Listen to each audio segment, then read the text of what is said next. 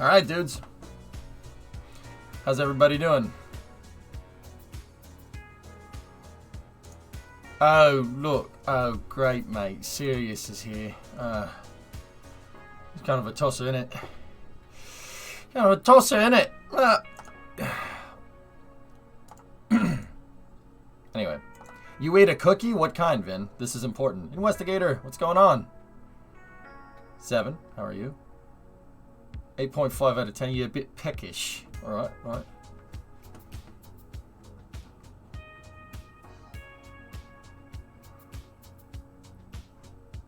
Chocolate chip cookie? Alright, alright, alright, alright, alright.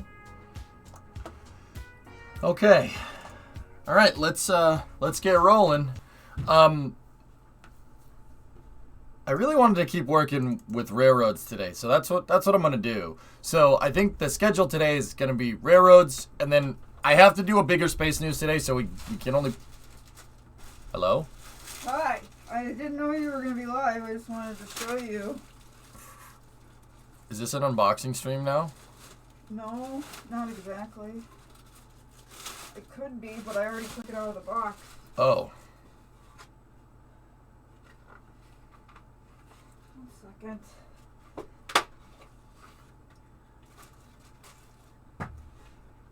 Now that you're live, I feel like I have to show you. I wouldn't come in here. Look at our nice new cutting board.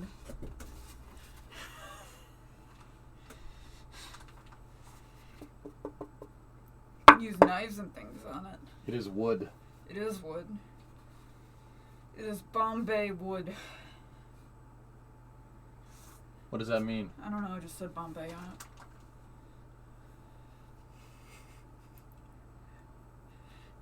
Why is she showing us her wood? Listen, you didn't need to make it weird, okay? I'm excited about the cutting board. God, chat. Couldn't have said it better myself. Weirdos.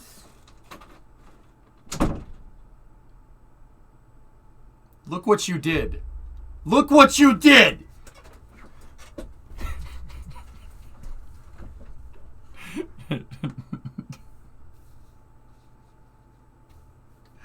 When cooking streams? Oh, I don't know. Alright. Let me load up railroads. Jeez. It's a nice cooking board. Alright. Let's get into it, dudes.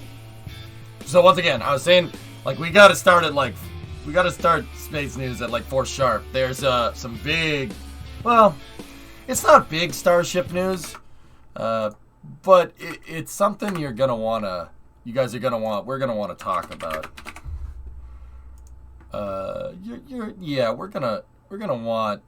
to talk about. They got a certain truck in SpaceX had a certain delivery this morning that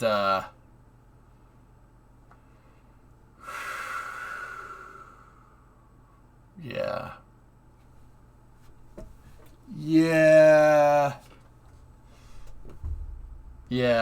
So we're gonna need to talk about that. Yeah, so should be fun. Anyway, let's jump into railroads. Let's go.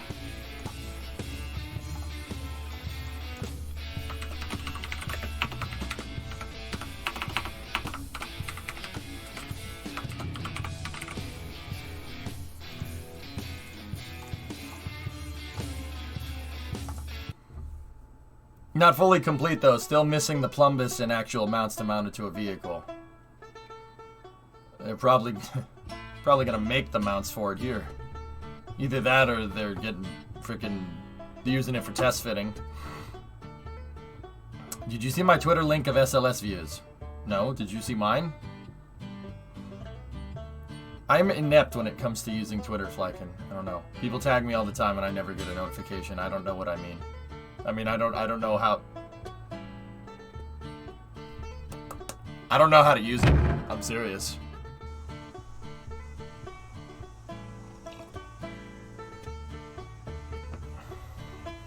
Views of SLS repost. Oh, okay. It does look good, man. It's a really nice looking rocket. I will say. you know, for lack of performance, you know, it's still pretty damn good. Oh yeah, check this out, chat. Yeah, we gotta redo the roundhouse, huh? It looks like it belongs. It does. It really does. It looks great. There's a launch tomorrow at 1 Gmut. What's Gmut?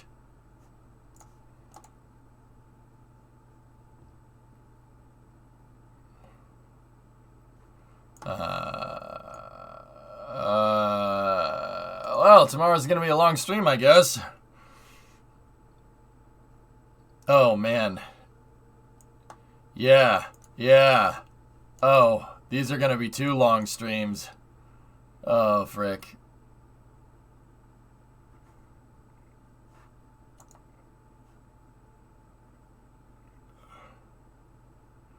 Oh, okay. All right, we got some work to do.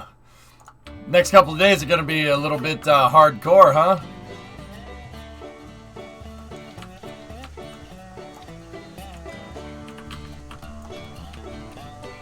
Jeb, wake up.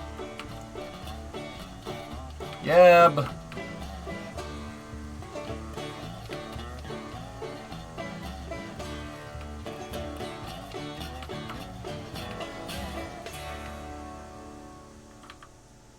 Yeah, I gotta fix that.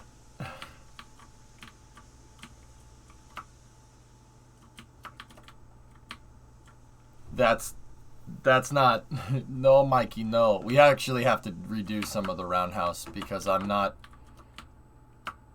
I gotta figure out a good way to get the tracks to be, like, evenly spaced. Because if I don't, that happens.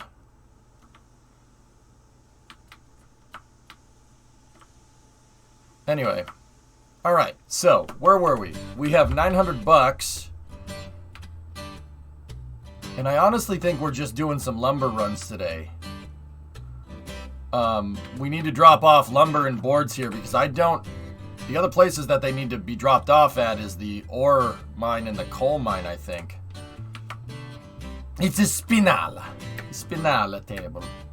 No, that was pre-2022 Ferrari, Julie. This is not the Spinala table. This is a Master Blend. Master Blend, okay? Master Blend. Master Blend Binala Ferrari. Okay. Okay. So, let's, what do we want to start? We got some lumber missions to do. Let me make sure we got pressure. We got pneumatics. Okay, take the brakes off. I have lines right now, Stuart, to sawmill, logging camp, and smelter. And freight depot, obviously.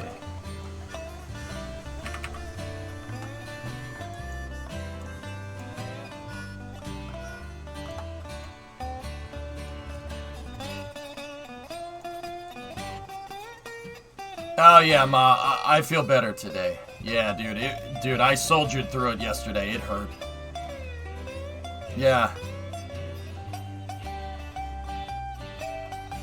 I think, honestly, it's just indigestion. Because I eat too fast. Like, I was thinking about it, dude. I was thinking about it, right? Like, when I eat, I really don't have that much time. I usually do it during the day, like in like the 15-20 minutes that I stream, and I scarf food, and that's probably not good.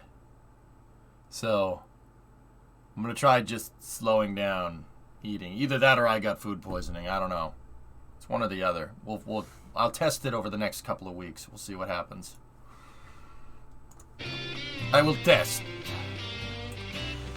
Hey, Vasi, what's going on?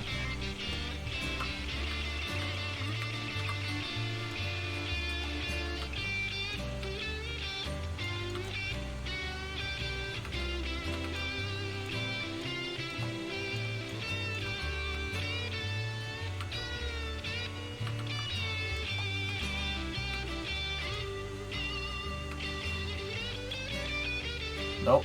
Nope. Nope. Nope. Come back.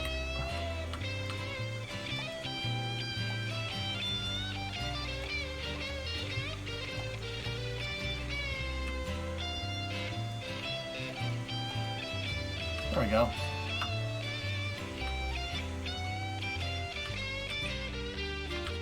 Hey, Prince. Is it like the Satisfactory, but for trains? You don't build the factories in this game, but you make the trains, Prince. Yeah, kind of like that. Think Satisfactory train building, but in the Old West.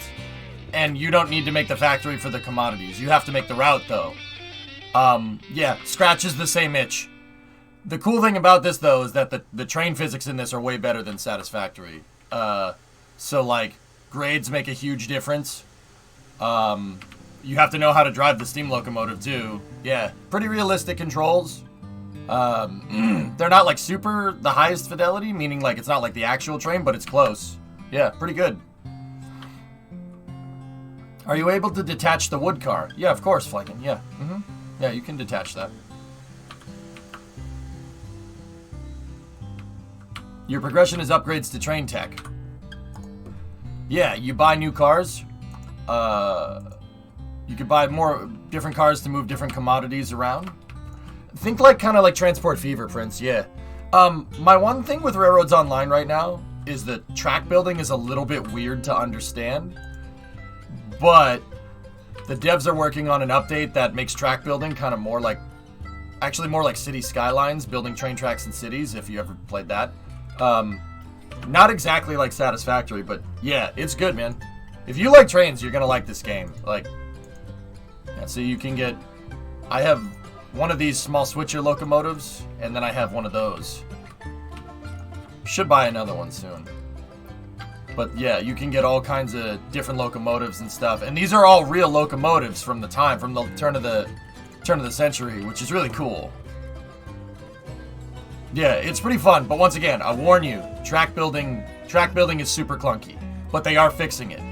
Like, this took me a good while to make, this freight yard here.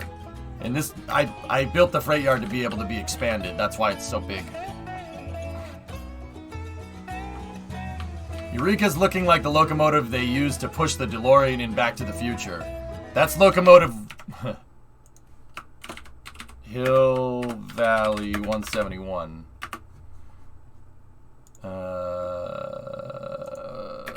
Let's try BTTF. That's getting up freaking people's address. The train from Back to the Future, I forget what type of locomotive it is. That thing, I think it's a 460 locomotive, if that makes any sense.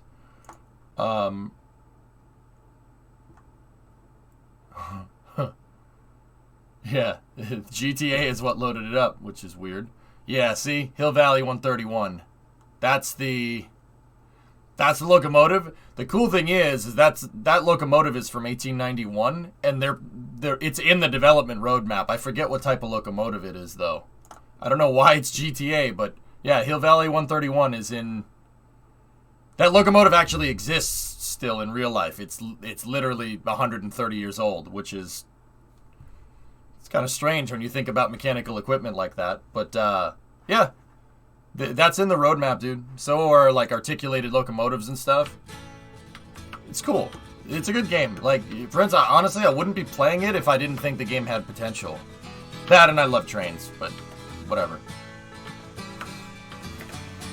Alright, let me get the locomotives and stuff off of this, and I think the first thing we'll do today is mess with the roundhouse. Game mods. Yeah. W, they definitely are game mods. I'm pretty sure Vice City didn't have a steam locomotive in the stock game. I mean, I'm just saying. The engine was a wood-fired 460, 2-axle leading truck followed by 3 drive wheels. Yep. This is almost that. If this had a second drive wheel right there, it would be a 460. This is a 440. Very, this is a very Old West locomotive. Very Old West style locomotive. It's a Rogers Locomotive and Machinery Works was a 19th century railroad manufacturer steam locomotives based in Patterson in Passaic County, New Jersey, in the United States. It built more than 6,000 steam locomotives for railways around the world. This is the town where I grew up in. Oh, hell yeah, Merkers. That locomotive's still alive, dude. Yeah, 171 is, I know the locomotive number is number 3, but I forget what number that actually, like... Okay, so, Prince, here's another cool part. Right here. You don't have to go into the menu to operate it. You can operate this, what I call flight simulator style. You can operate the levers in the train. You gotta stoke the boiler and stuff. It's cool, man. It's a fun game. Another cool thing is that a lot of the developers for this game have either worked in the rail industry or driven steam locomotives, which is cool. What is 440 and 460? It's the wheel arrangements, Flykin. Yeah. So, you know it's made by people who give a frick. And that's one thing that I really look for with games. People that actually give a frick. So, Flykin, check this out. You see how there's 2 wheels right there? Well, if you look at it from the other side, there'd be 2 more wheels. So, 4. And then you have 2 drive wheels on either side. 4. And then you have 0 wheel behind. Okay? So that's a 440 locomotive. That's how like configurations of steam engines are talked about. So there's here. You tell me. Let's look at 844. 844 is not an 844. But look at UP 844. What configuration is that from here to here, or from the front to the where it says 844? What is this? That's a 484. Yep. 4 drive wheels, or 4 front wheels, 4 front wheels, 8 drive wheels, 4 rear wheels. Yep, that's a 484. That's actually what that locomotive's model number is called, the class number. That's an FEF, 484. Now, what about this? That's 3985. What's 3985?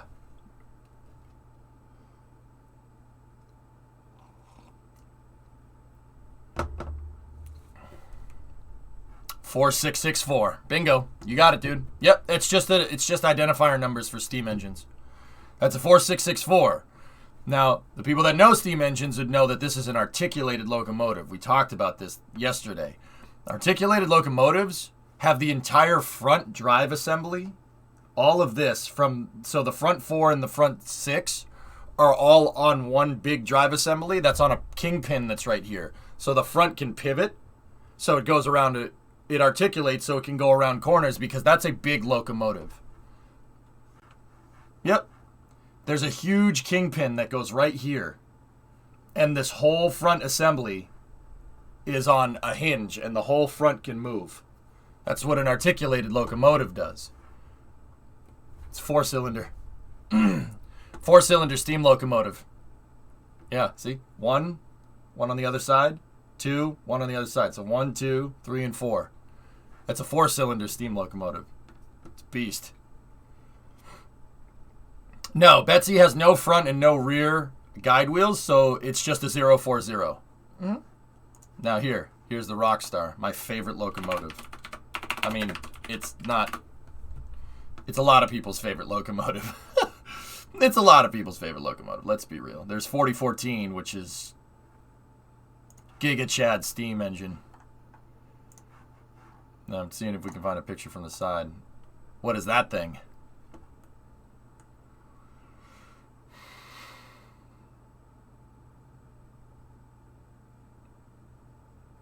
What do you think this one is? That's a 4884. You got it. 6,000 horse from that thing, man. I'll talk about it every day. I don't care. This is the Saturn V of steam locomotives. This is the 747 of steam locomotives. This is the beast. That's the best one. That's the big boy. Yep. 4014. That's a real one. And they restored it, dude. UP restored it in 2019. They finished. It's real and it works and it pulls freight for UP, which is just makes me so freaking happy. Yeah, they restored it, Prince. Union Pacific is a Class 1 carrier in the western parts of the United States, like the middle and the western parts of the U.S., and they have a heritage fleet. All these locomotives that I'm showing you, 844, 3985, and 4014, are all part of their heritage fleet. These are all steam engines that they use in revenue service, pulling freight around. And they do it because it's cool. Which is really freaking awesome. They're probably, let's be real, they're probably operating at a loss there. Like, they're probably operating at a loss. But it doesn't matter because steam engines are cool. Look up N&W 611. Yeah, 611. I know this locomotive. Oh. That's a pretty loco. Look at that thing. Yeah, that's pretty tight, dude. See, another 484. See, these 484s, Flykin', these guys, a good way to tell what a steam locomotive is supposed to do is the size of the drive wheels. The bigger the diameter on the driver wheels, the shorter the distance. Because the bigger driver wheels, for one revolution, you'll go a further distance, right? So these big drive wheels are designed to go fast. So 484s, like 844, like N&W 611, these locomotives can go over 100 miles an hour. That's 160 kph for everybody else. That's really fast. It's not the fastest, but it's really fast. Hey, Hip. Everyone seems to have a crush on the train conductor. He's quite attractive. Oh. Okay, Train Man. Yeah, if it's public domain, dude, I would love to. But yeah, these things are very cool. What is a Class 1 operator?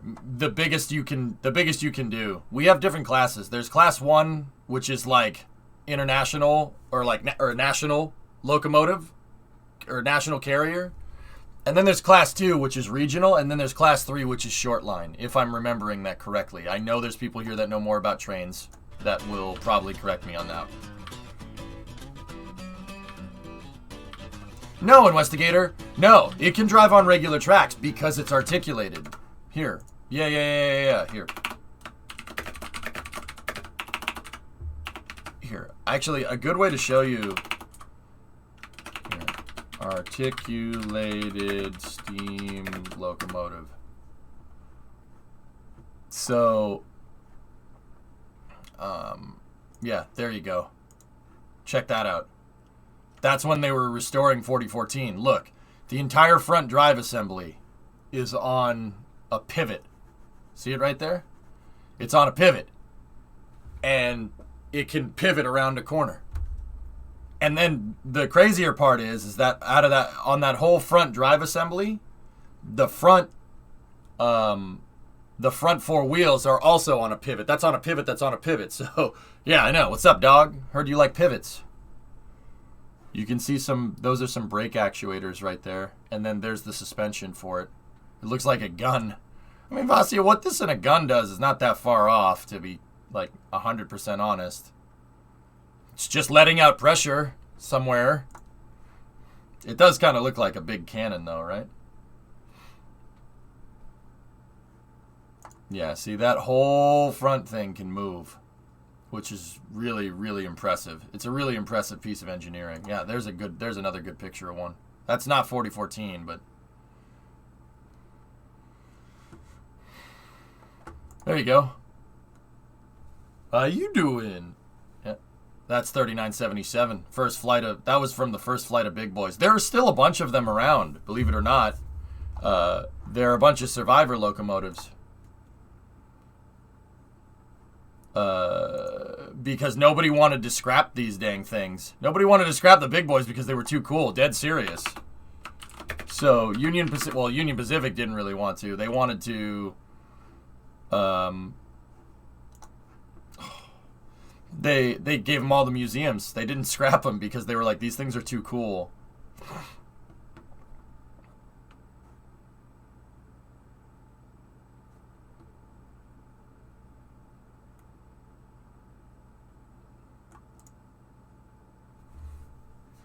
Yeah, The crazy part about 4014 is that it's like they didn't just restore it; they restored it and modernized it. So it's like a modern Steam logo, which is crazy.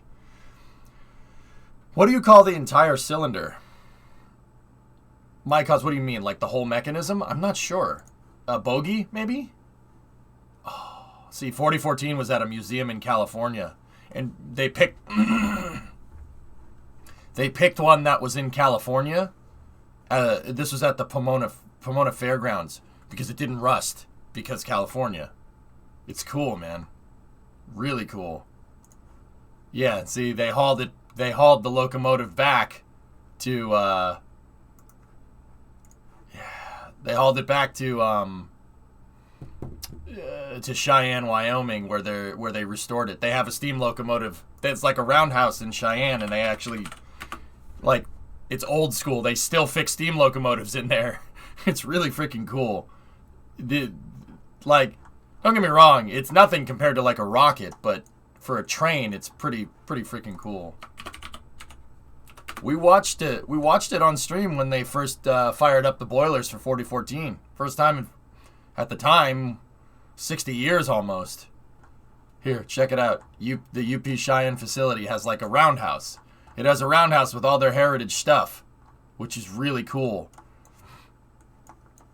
And they keep 4014, 3985, and 844 in the roundhouse, the 3 steam engines.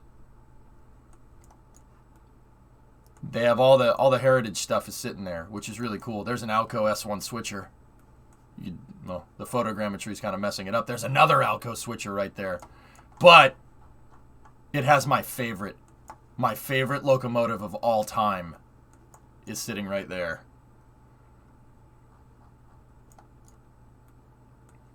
It's my favorite, and I want it. Who knows what it is? The G-Tel, baby. That's the big boy and the G-Tel. Those are my favorites. What's the G-Tel? I know that question is coming.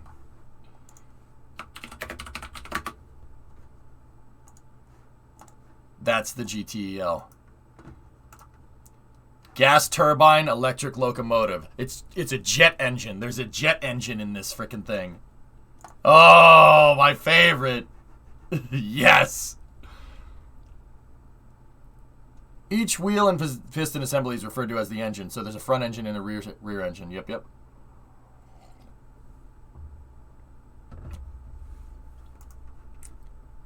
Check that out. There is a jet engine in here that makes, well, it makes a lot of power. Look at this. The 3rd generation made 8,500 horsepower.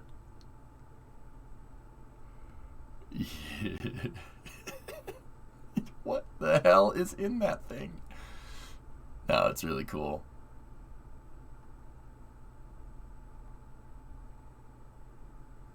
Bird burners, indeed.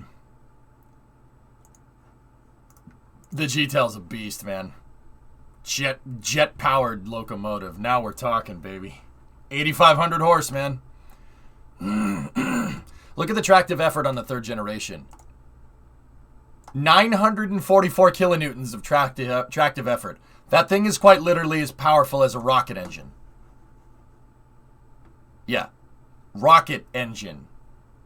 Yeah. You heard that right. What does tractive effort mean? How much traction the locomotive makes. It's basically the force that pushes down on the rails. The more tractive effort you have, the more you can pull. Just like the more thrust you have with a rocket, the more you can push. But does it have an afterburner? I actually don't think so.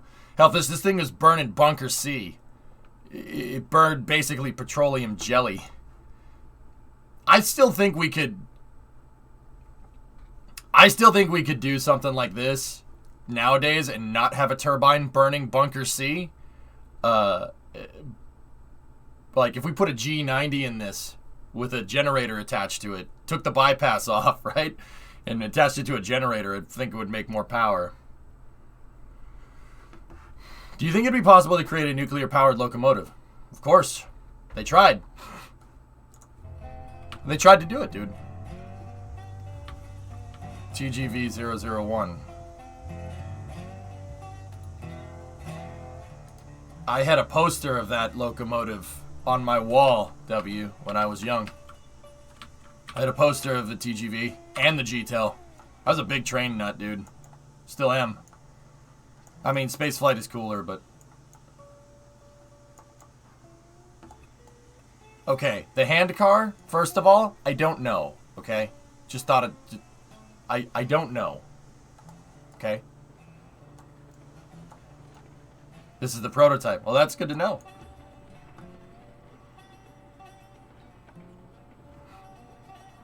Why didn't the nuclear locomotive work out? Radiation shielding at the time was inadequate. Still kind of is. Alright. So, actually, like, and you know what they... You know what? You know the type of nuclear engine that they had? Nuclear steam locomotive. That's what they wanted to do. A nuclear steam turbine. Yeah, that's what they were trying to do. Nuclear steam engines. Because think about it. So, okay, think about it like this. You put an RTG in a locomotive's firebox, right? Or just, well, you just put a ball of plutonium in a locomotive's firebox. And then just seal that firebox up because you don't need to refuel it for a number of years. And the thing just heats it. It just keeps it heated. But you need a moderator too. You need a moderator. You can't have it heating all the time or else the locomotive will melt into the tracks like a nuclear reactor will. So you're going to need a containment vessel. And this is the kind of stuff, this is the reason why you don't do a nuclear reactor locomotive or nuclear powered locomotive, man. Because it's a little bit crazy.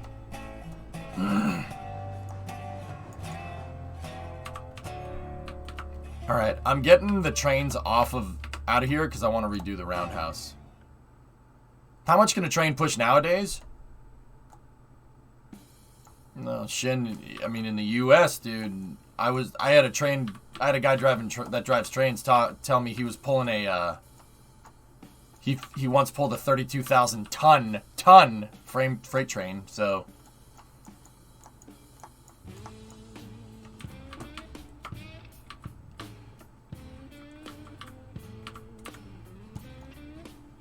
Yeah, Pete,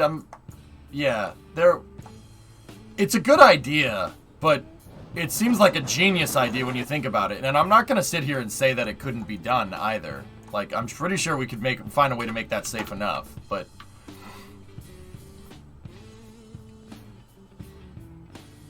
Alright. I need to go over here, and we need to get rid of the engine shed. I gotta find a way to evenly space my tracks. Because these aren't exactly lined up.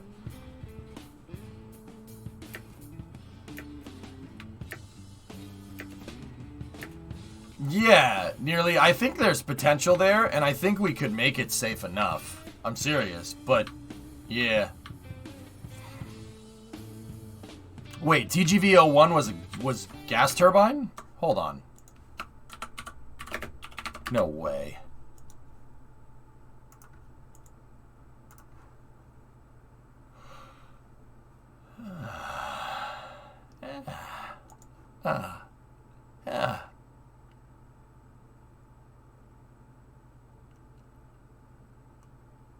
It is, Helio. Right now it is. It's a pain in the butt. It's GTEL.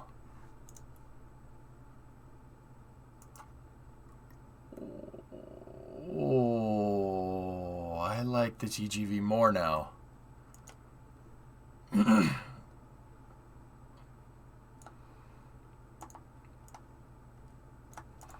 Oh, you sons of bitch.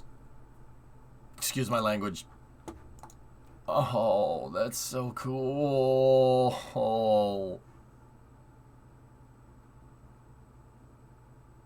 It's a gas turbine, man. It's a gas turbine bullet train. See? France, I knew those guys were alright. I knew those guys were alright. That's smart. That's really cool. I mean, the electric train with nuclear power is even better, but that's really cool. I like that. Where is that? That's France, man. It's a GTEL bullet train. Now I'm a little jelly. We should be doing that too.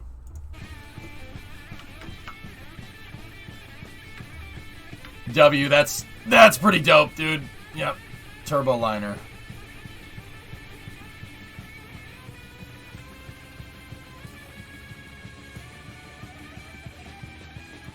Amtrak made a turbo. Why are... Okay, alright, I gotta stop. You guys gotta stop telling me about this stuff. I'm gonna get annoyed.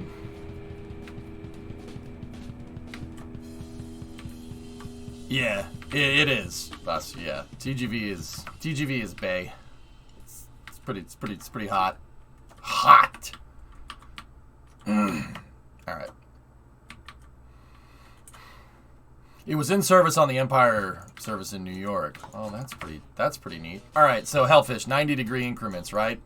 Hold on, let me just get rid of this. And I always end up trying to build the roundhouse at the end of a stream, and I always end up rushing it. So let's not do that.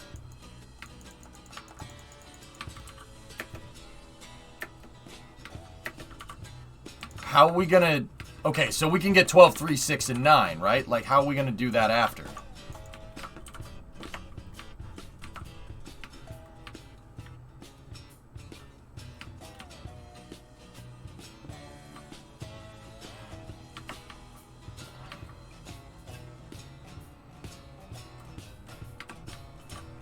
Alright, so let's put down the turntable again.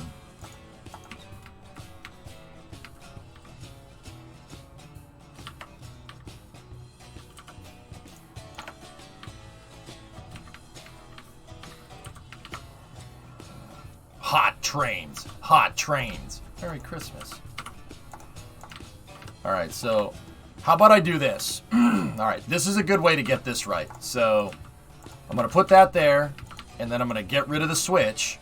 And now I have straight track on the other side of the turntable, right? Because it doesn't look like I can place on the turntable. There we go. Right? Use the corner of the X's to find 45s. Okay.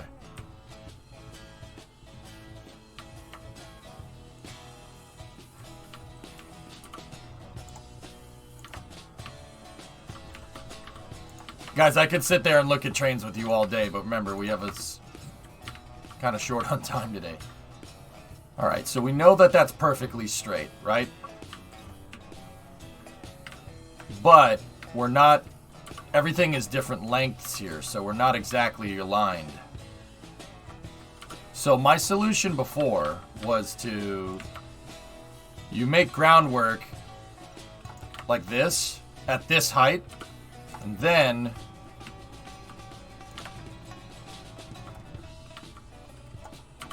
Actually...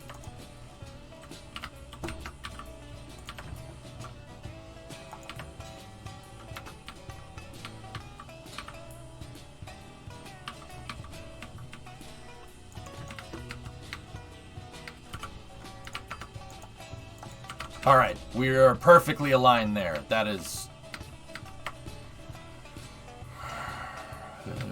weird Bezier curves are screwing us up a little bit. There was almost a G-Tel version of the Acela. I'm telling you, gas turbine electrics are a good idea, man. They're a good idea. I mean, Buck, talk about notoriously efficient. They would be especially good for high-speed rail. Like, and I didn't know about TGV 001. The French basically proved it. Now I'm annoyed. That's why I don't want to look at pictures of trains anymore. Because I'm annoyed because that should have worked. Use the crosses to find your 3 and 9 positions.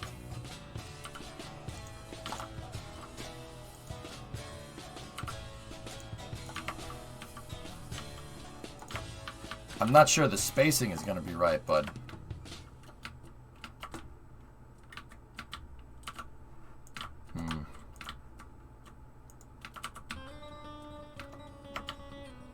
Yeah, it's alright, SC. I mean, Boca's gonna have something move. Okay. Rollout of Booster 7 is happening soon as the SpaceX videographer has set up a camera to capture the rollout. Okay.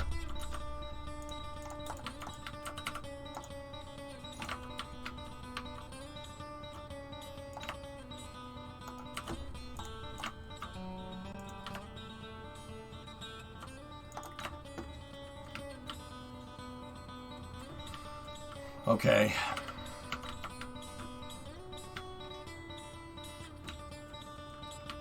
So, Hellfish, I'll be honest. Here's what I was doing before. Let me actually just get rid of that groundwork. And then I'm going to put that there. And then what I was doing is this.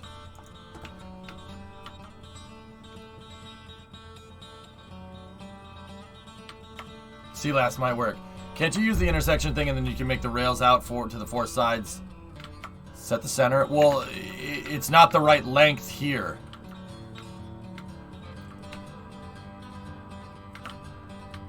Here, let me, oh,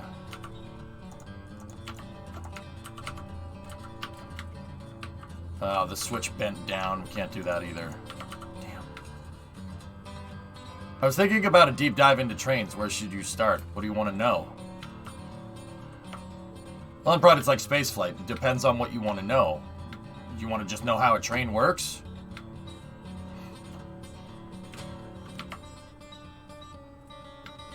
How many crosses is the turntable across? I'll show you. Yeah, here. I'll show you, fellas, what I'm talking about. Look.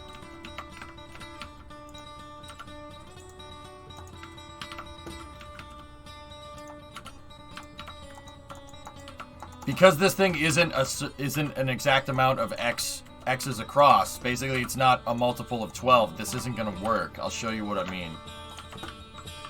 Right?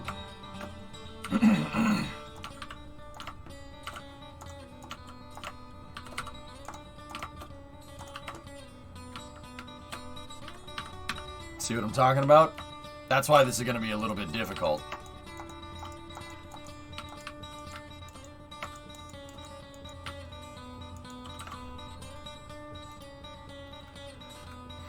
Yeah, how it works? So, Lunprod, how the train works? Okay, so you have two rails, right? And you have wheels on either side of the rail, right? The wheel has a... Train wheels look like that. See this? See this thing going on here? That's the guide, and then they have a tapered edge like this. That's not exactly right because this model locomotive probably isn't the most modern version, right? And this is a keeper that keeps it inside of the rails, and this outside tapered edge is to allow for differential RPM when you're going around a corner. You have a metal wheel pushing on a metal rail, and metal wheels on metal rails give you really low rolling resistance, but trains often struggle for traction. Trains carry a lot of momentum, so they're extremely difficult to stop. That's pretty much it. That's the easy stuff. That's why we move stuff via freight. That's why trains are still relevant in the 21st century. Because trains can move insane amounts of cargo. And a train can just keep rolling forever. They're very efficient. They're very efficient at moving big amounts of cargo across the terrain.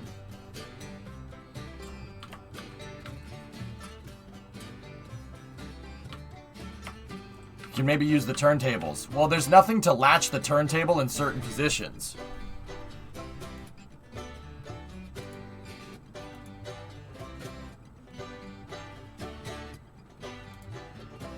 Okay, Trainman, I'll look into it.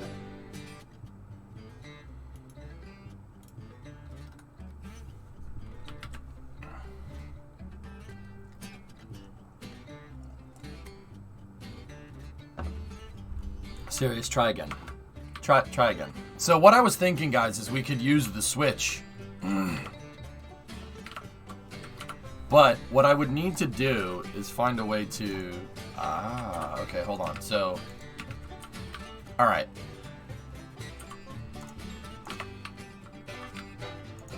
So you use the switch to find the angle, right? Let's try this. And then, if I made a switch track going straight back, right? See what I mean? No. No, that's not right at all. Alright, let's try two switches. I gotta sneeze.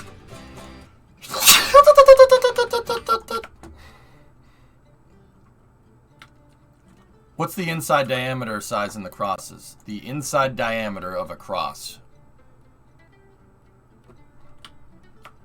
From here to here is 6 feet. These crosses are 12. Thank you, Stuart. Is the Switch the same size as the turntable? No, little bit longer.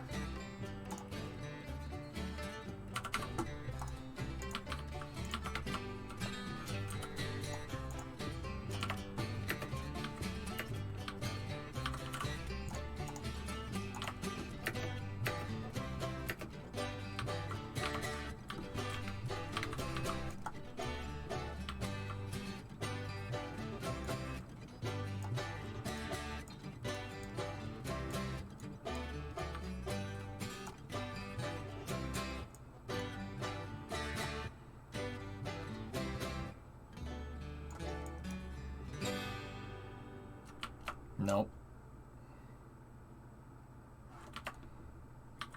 Yeah, the textures are how everybody... Solar, somebody... That's not the first time someone's told me to do that. But sometimes the textures don't exactly line up.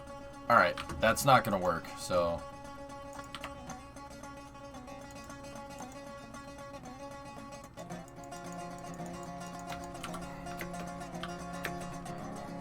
No, don't apologize, Soliner. You're right. You don't need to apologize for being right. It's all good, man.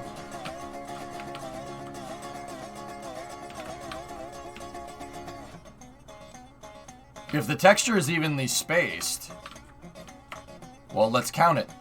Let's do it. Ready? 1, 2. Okay, so I counted that one in the center. So 1, 2, 3, 4, 5. 8, 9, 10, 11, 12, 13, 14, 15, 16, 17, 18, 19, 20, 21, 22, 23, 24, 25, 26, 27, 28, 29, 30, 31, 32, 33. So it's 33 for a half. Okay. If we're, well, 32, because I counted the center one on the other side. So 32 is half, so there's 64 spaces here. Actually, yeah, we should be able to use that. That shouldn't be a problem.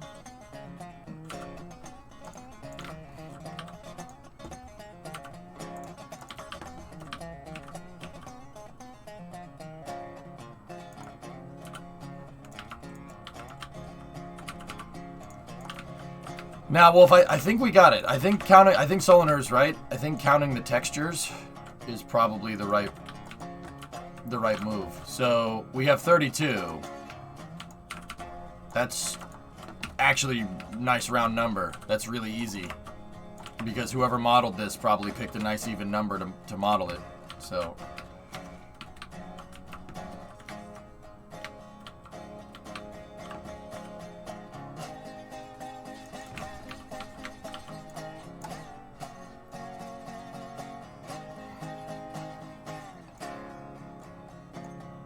Also probably worth mentioning, a very cool fact that diesel-powered locomotives actually use electric traction motors to deliver power to the wheels. Yep. Oh, yeah. Yeah, they've been hybrids for a long time, Ephraim, yeah. Interesting, right? You wouldn't think, you know, like, oh, hybrid cars have been only a thing for the last, like, 10, 15 years. Trains have been hybrid for half of a century, right? So what are we building the roller coaster section of the yard? Roller coaster section. Yeah, I'm gonna go ahead and go with no.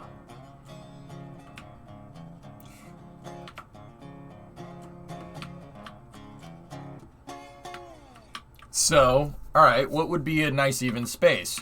We're 64 all the way around, right? So that means it's 32 for half, which means it's 16 for a quarter, right? So let's do this. Let's find the 3 and the 9 position. So 1, 2, 3, 4, 5.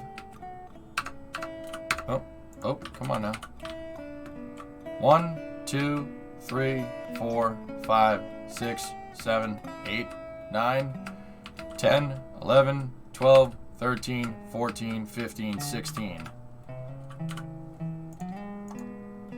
And if I make the track perfectly parallel to right there, about as parallel as I can get, that should work.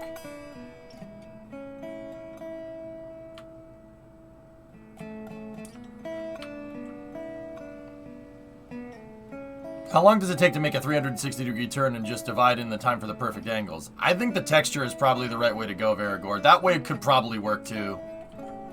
Let's see. Do the textures line? Sometimes the textures aren't perfect, guys, but it looks like in this particular case that we might be in business.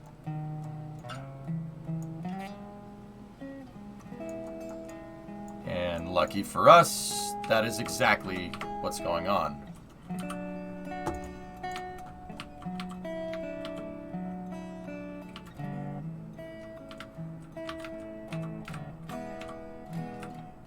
Yep.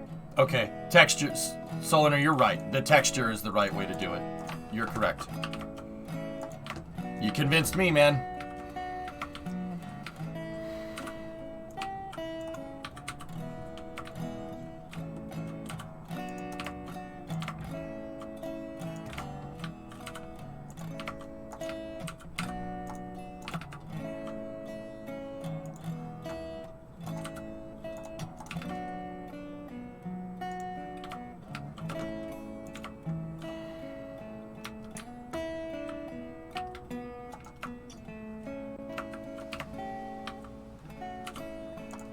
Okay.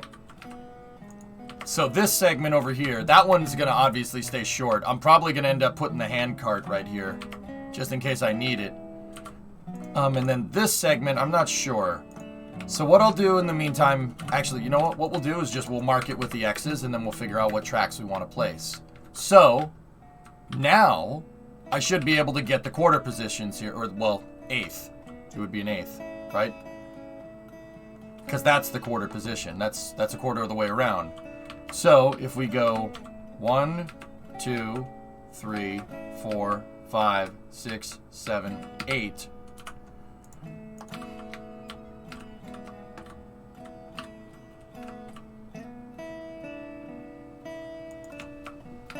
Alright, let's roll the tracks back, see what happens. Save often now? Indeed.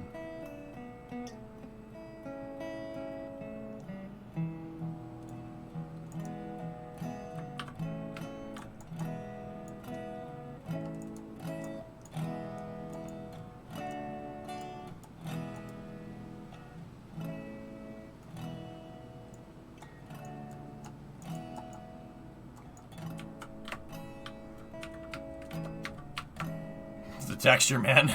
The texture. That's the one.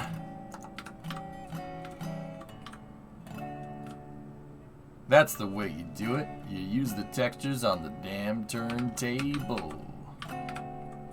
That ain't working.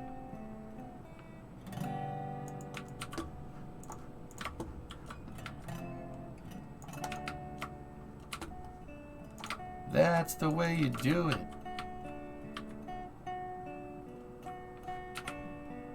Yep. I will be saving again. Alignment for nothing and the turns for free. So 1, 2, 3, 4. That should get us 1, 2, 3, 4. Actually, so this one is going to have to be in the center of a block.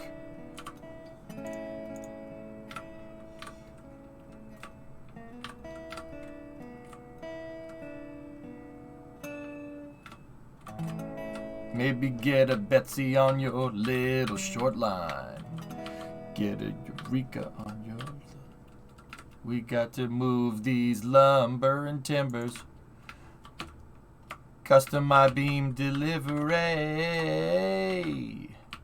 We got to move this crude oil. What? What? We got to move this cordwood.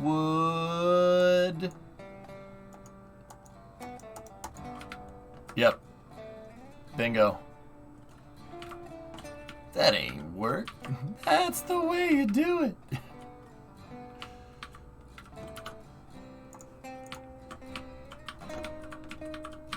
So when I place this way, right? If I place the X's backwards, I can line them up to the rails right there and get a pretty reasonable alignment.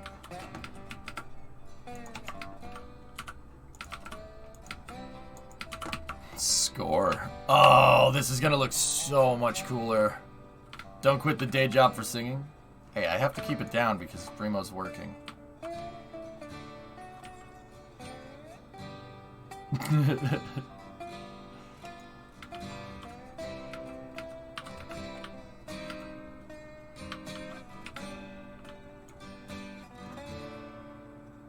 You get your money for nothing and your tracks for free. It works. I want my big boy.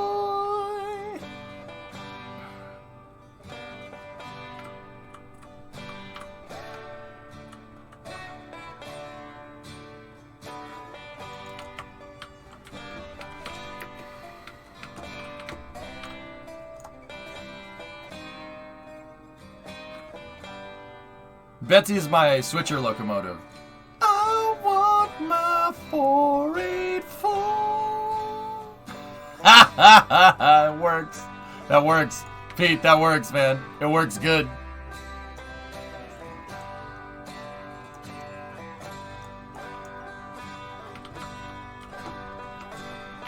Yep.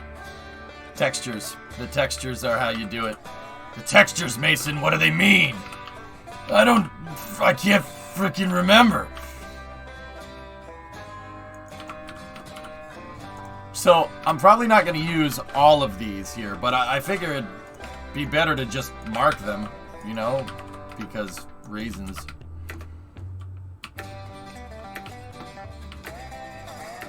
That is sick. You can see the music got happy when we were, okay. Alright, so 1, 2, 3, 4, 5, 6, 7, 8. Right here.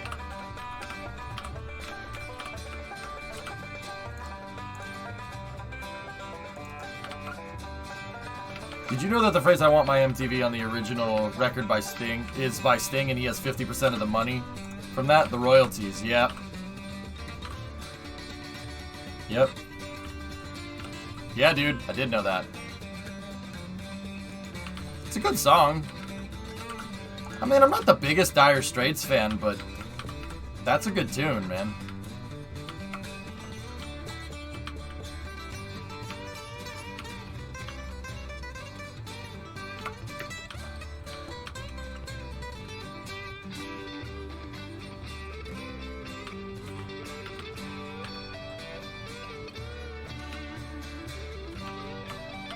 I think we're off just a little bit, fellas. We're off by just a teeny weeny bit. I think the 8 track is not centered. So hang on, I gotta redo this one. It's not exact. It's off by a half square. So I think this one has to be a half as well.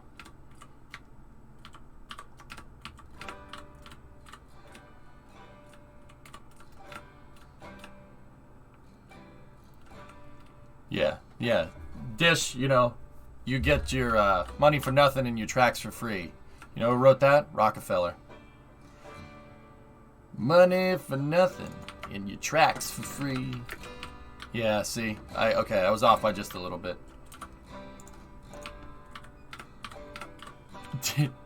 Diesel killed the steam engine star in my mind and in my heart. Yep. Yep, that also works. My steam engine also works.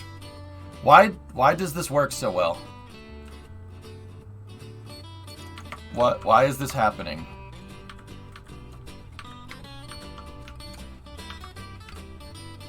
The proportions are not correct to destroy it all. We are the sultans of wood. That sounds dirty. It sounds wrong.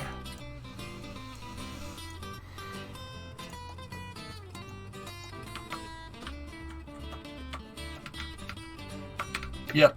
Okay. I actually don't even think I need to check for alignment. I'm pretty sure I can hand place this and it'll be fine.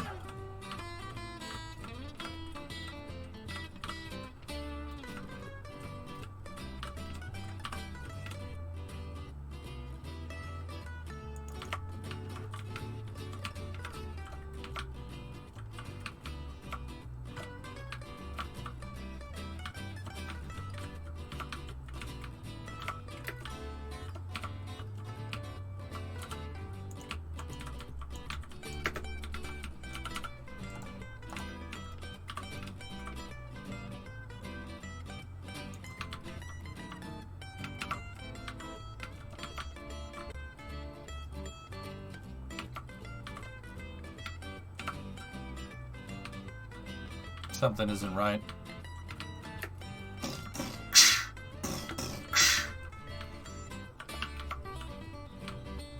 Those ones are all equal, right? Yeah, see, they gotta be on half squares. Half square, half square, half square. 1, 2, 3, 4.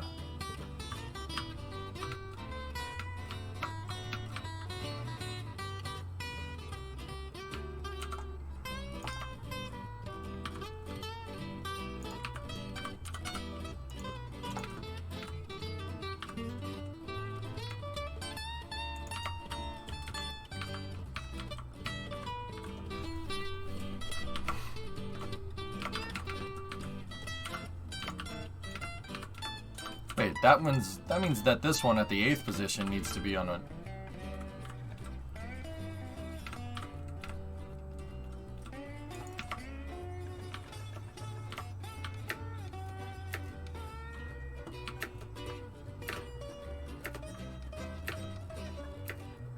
Is that one placed correct?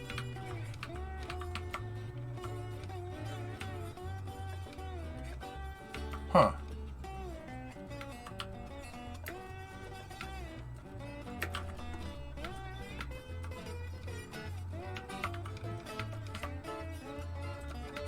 That's on a half. That's on a half. That's on a half.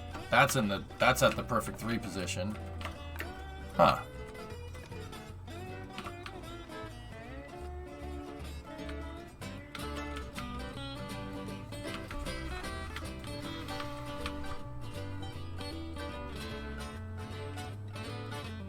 Three sheds for 6 tracks.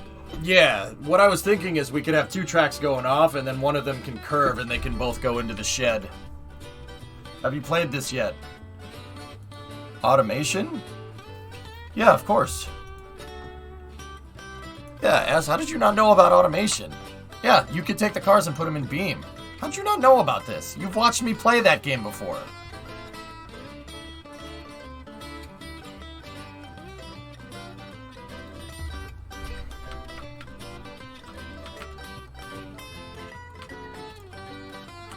Since there is even... Yeah, I only played Automation once, but I'm fairly confident you were here, because you wanted me to...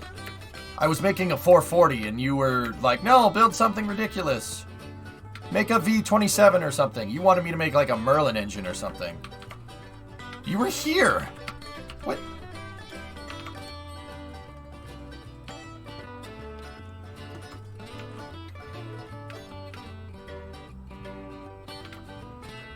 Alright, I'm gonna redo this one more time. Hold on. Let me just make sure. 1, 2, 3, 4, 5, 6, 7, 8, 9, 10, 11, 12, 13, 14, 15, 16, 17, 18.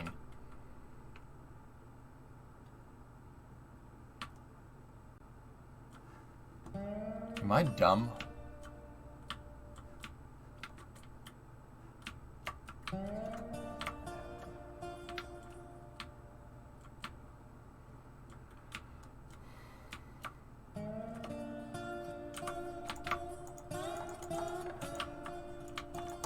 Am I stupid? You know what? Don't answer that. The answer is yes. We already know the answer. Shut up. You're not clever, chat. Be quiet. No. I don't think I counted this right.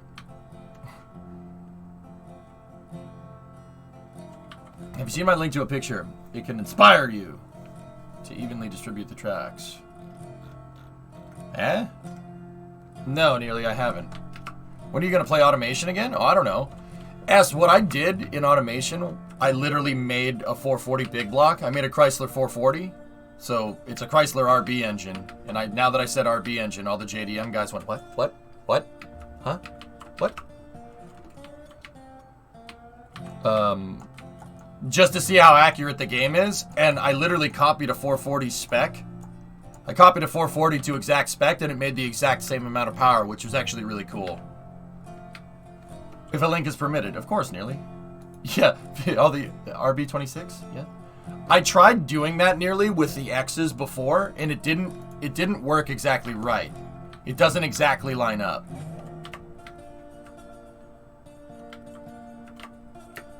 RB26 DET, also a very nice motor, Pete.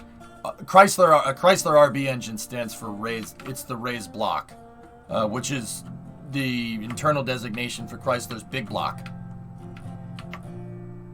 We ain't talking a 2.6 liter here. We're not even talking a 4, 5, 6 liter. No. Chrysler big block's 7 liter engines. Yeah. Yeah, the smallest one was like 6.6 or something.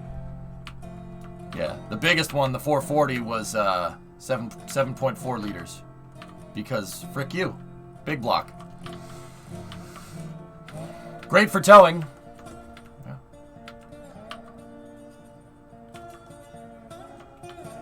You like the idea of one spoke going to one shed, 2 slots. Yeah. I got rid of it because nothing was lined up, Aqua. The shed was like this and the turntable was like this. It didn't look right. So I'm just doing a quick redo here. I have all my locomotives right here.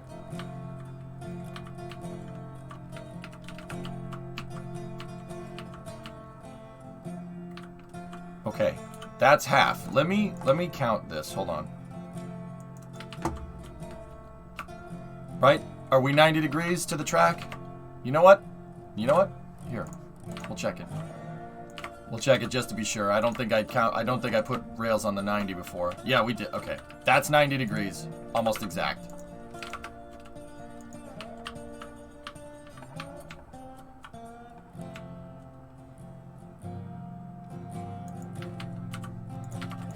Just to be absolutely 100% sure. Yep. Okay, we're good.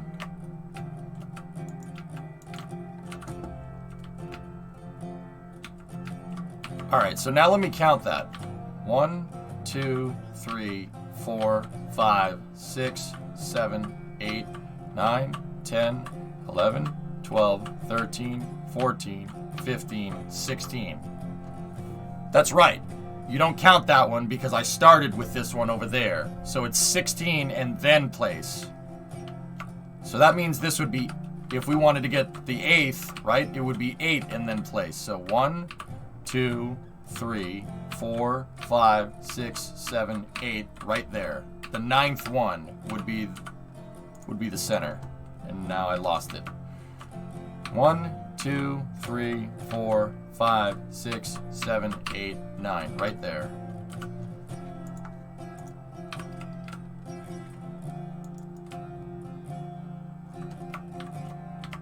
Okay, so that means 1, 2, 3, 4, 5. That was my mistake before. I didn't count and build it on the next one.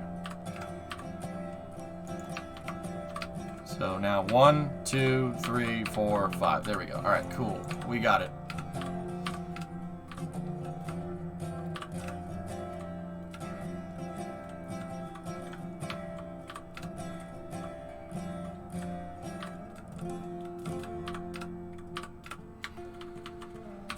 I can't place it. There we go.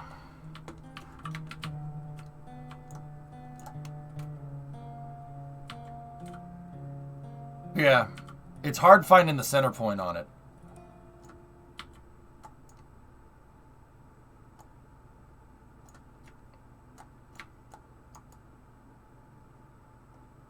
That actually works, Geek. That's really weird. We'll start a cover band, like, and we'll just do parodies of like mainstream songs, right? But it's all about railroads. Heist, we should get Heist involved with this project.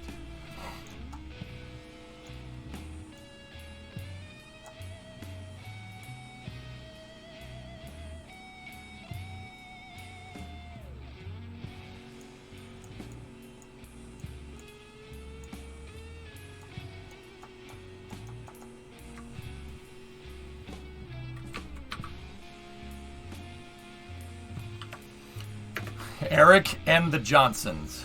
That sounds horrible. You're as cold as locks. That's terrible. Alright, so 1, 2, 3, 4, place.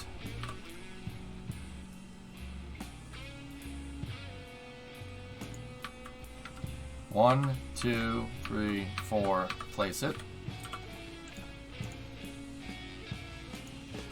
1, 2, 3, 4, place it.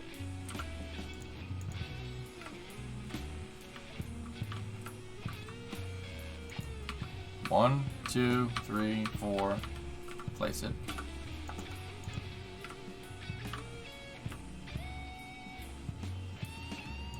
One, 2, 3, 4.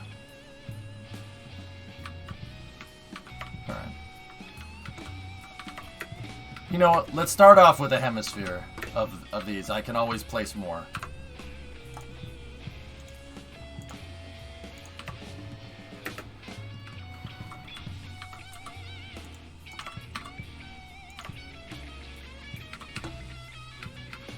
Alright, so what I did before was, if we want to place tracks, if you place groundwork at the same height as the bricks right there, it lets you place it pretty dang well.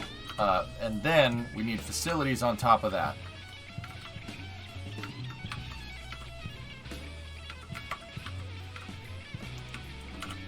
So actually, if we want to try to split the shed, right? Let's do this. Ready?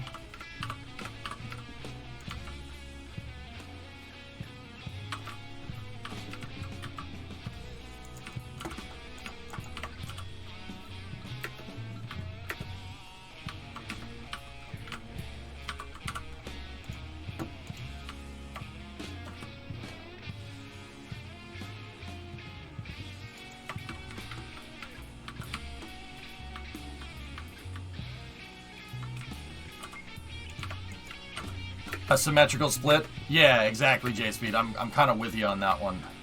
I was thinking that too. Great minds, dude. So now we got to lay in the prototype groundwork like that. First draft groundwork would probably, the first draft groundwork build style would probably work to our advantage here. That ballistic gel is... The ballistic gel is accosting you and your wife. That ballistic gel is gonna get your wife. What are you gonna do about it? Gonna get a big iron. What? Sorry. I was watching Garrett Thumb this morning. Is this the yard? Yep. I'm at my depot, Bryce.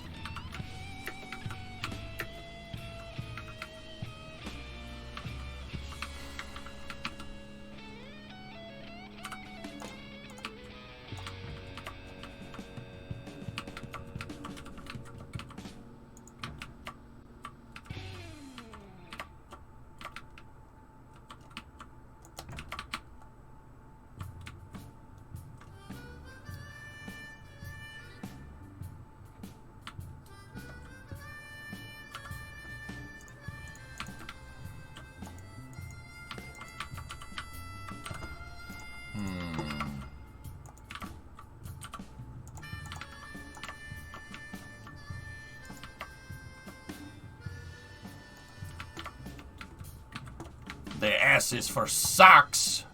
It's definitely sucking.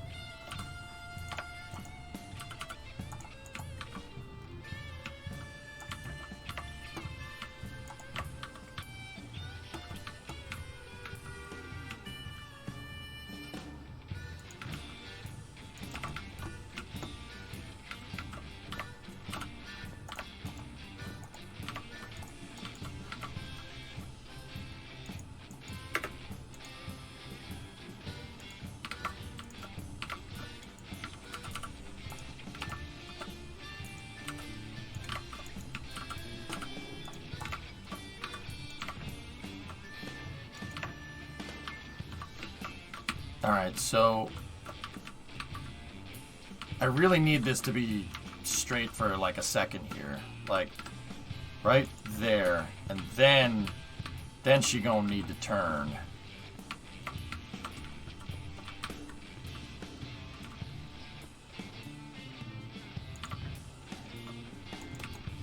Oh, it didn't let me. Oh, Satana. Hey, you feeling better, Day? Yeah, I'm alright, dude. I just needed a second.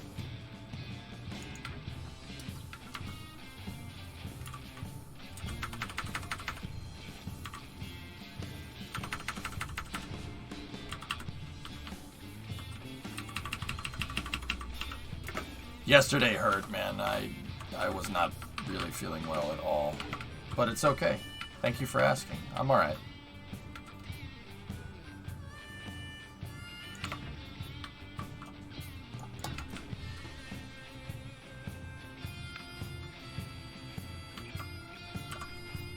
Systems are functional.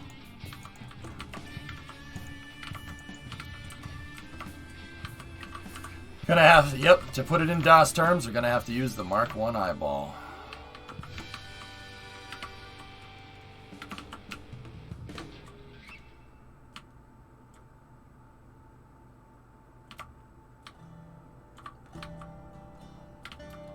What happens if I just attach that right there? No. No. The shed, I think the shed might need to be a little bit further away, guys.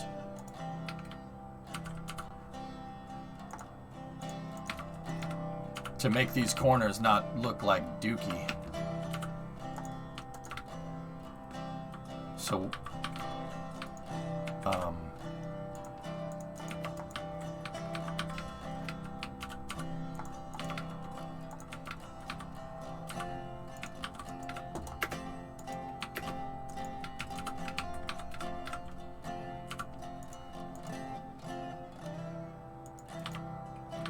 wow. Yeah, look at that. I can't believe that. We have enough room to center punch another track in there if we need to. I didn't think we would have enough room. See, I could put another one.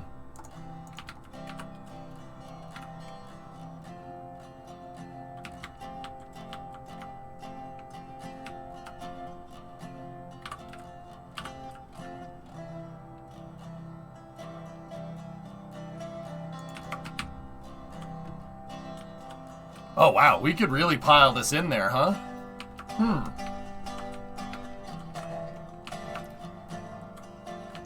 And if that's the case, hold on.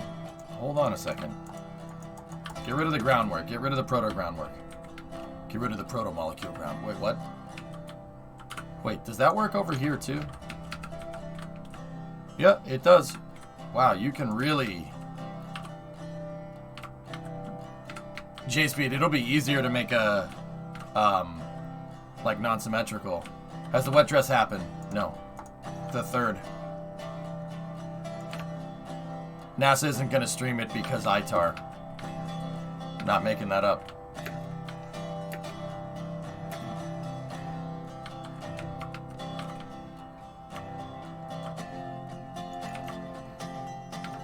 Yeah, Geek, it's true.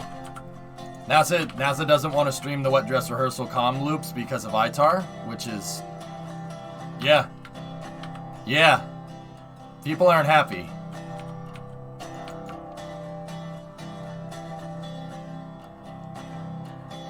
I don't know what that means, because, like, I honestly don't understand, and there's probably a caveat to that. So what's the caveat? I don't understand why they would do that, but also, at the same time, Geek, like, if they say it's ITAR, that's probably something that we don't know about, which is why they're doing that, you know? But also, at the same time, it's literally based off of the space shuttle. They said they don't want people getting cryogenic timings for... They don't want people getting cryogenic timings for ballistic missiles. Cryogenic, ballistic missiles. Pick one. I don't understand. Grab Shark, like, once again, I'm not gonna sit here and say that I know better than NASA. right? Like, that's really stupid to say. But also, cryogenic ballistic missiles? What are you talking about? What does that even mean? Who uses a cryogenic ballistic missile? In which case, none of our adversaries use cryogenic ballistic missiles because cryogenic ballistic missiles don't make sense. Now, GrabShark, here's where my mind goes. If they ain't using cryogenic ballistic missiles, who is? So, you may have just... That might be OPSEC. So that may have been one of the stupidest responses you could ever have had. See what I'm saying, man? Who is? Who's using cryogenic missiles? None of our adversaries do. Unless you know something that we don't.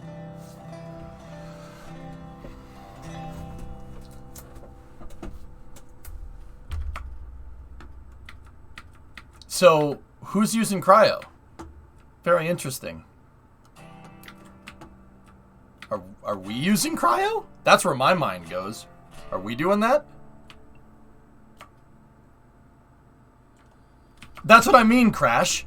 That's the stupidest thing. It's so counterintuitive thinking. If we do have some kind of cryogenic ballistic missile system, you literally just admitted that we did. If I was our adversary, I would be like, oh, I don't use cryogenic ballistic missiles, do you? But if you'd just gone as planned, no one would be the wiser. That's what I mean, dude. It's... Sometimes OPSEC it doesn't... Sometimes it's backwards, you know what I mean? I can't say it right. It's like, what? Either that or it could be misinformation. Who knows? I don't know. I'm not a spy. I have no idea.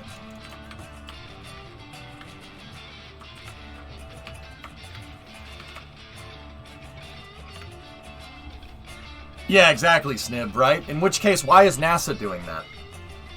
Why is NASA getting involved in that kind of... But I don't know. Dude, I don't know. I don't know. Yeah, I don't think our angles are lining up here.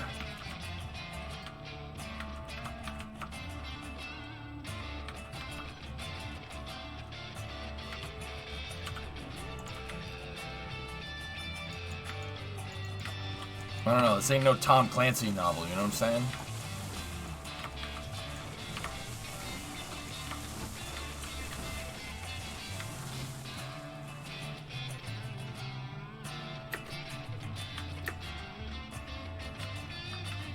Like it's such butt kiss, dude. But like I said, Grav, it's easy to jump to conclusions. You know, you could sit here and say, oh, it's based off of the shuttle, until it's not, you know? Nobody knew that the X-37 could use aerodynamic perturbations to change its inclination, right? Until a former chief of the Air Force leaked that in the middle of a press interview, which is hilarious. Like nobody knew that could happen until we did.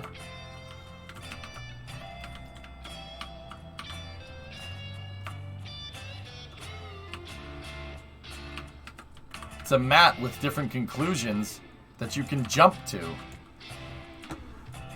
Wait, what? I missed what you just said. Nothing?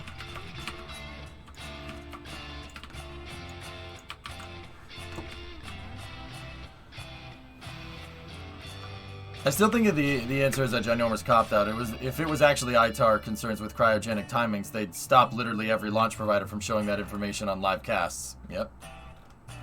I think it's just another excuse. No, really, I missed it because someone was talking to me. Oh, the X-37 can use its wings to change inclination. All it has to do is skirt. What is this right here? Oh, I thought that was part of the green screen. That's a blade of grass. Nice. The X-37 can change its inclination by dipping into the atmosphere and aerobraking, and then boosting its orbit back up. Doesn't cost much delta V, but you get an inclination change. Especially if it has solar electric propulsion, which we know it does.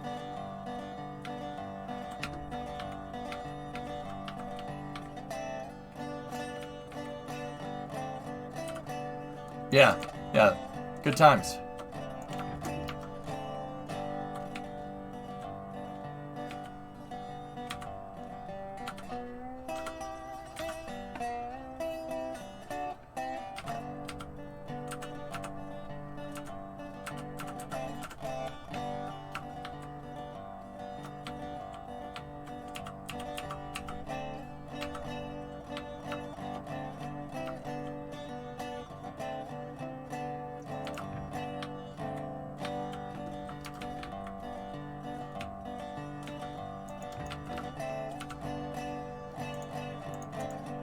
Okay, there should be an easy way to do this now.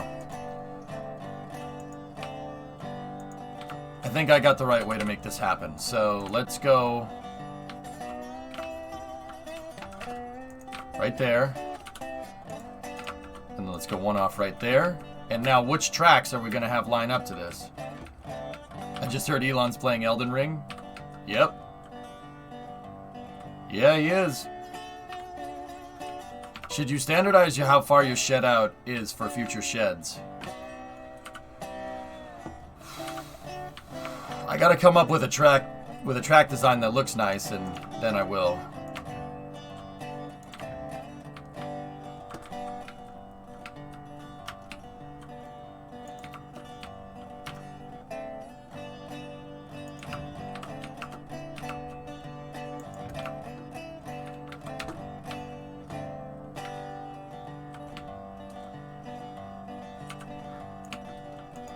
You think the shed should be further out?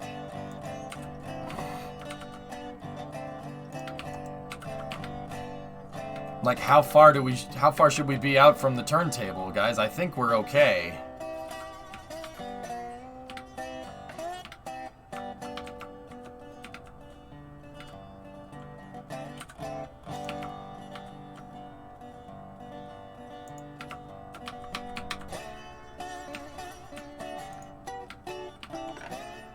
Those are the center tracks.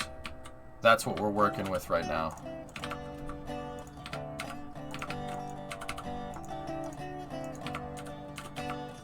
Push it back into the mountain.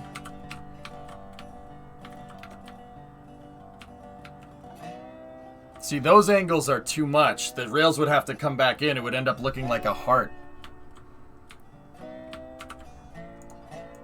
Here, let me redo this. And then let me get facilities here. We should measure the distance out, right?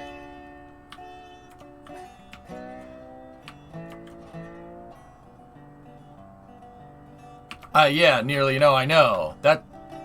Wait, nearly. That's how I make track. That's how I make it. I know. Wait a minute. You've watched me make track like that. Is there something I'm missing here? How does the rotating track rotate? You just click on it and it moves. Roblox, did you change your name to RCS Inkelberg? Okay. Just making sure.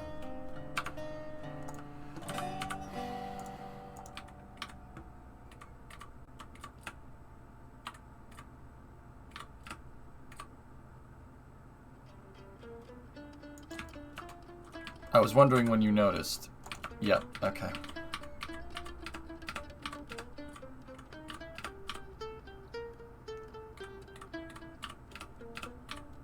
Dinkelberg. Alright. There we go. So why don't you make a straight piece at the house and a straight piece near the turntable? That's literally what I was just doing. Wait a minute. I'm confused. Was I not just doing that?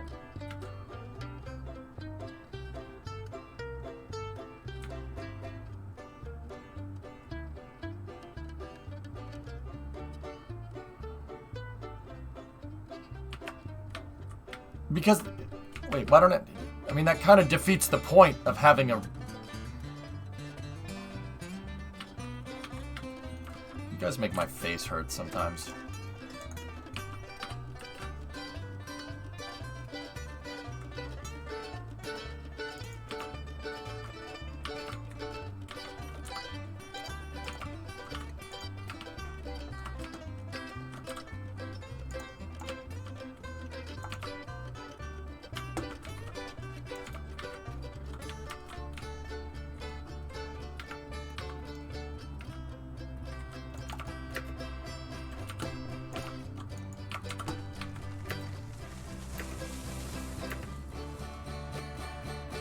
I agree, Da Vinci, yeah. So, okay, here's what we'll do.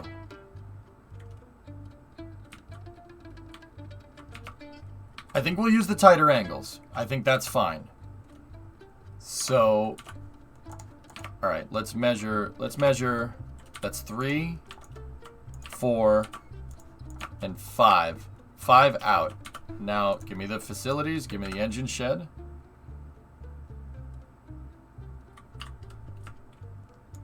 Okay, engine shed is placed. We're 5x lengths out, so 5 times 12. That's how many feet we are from the roundhouse.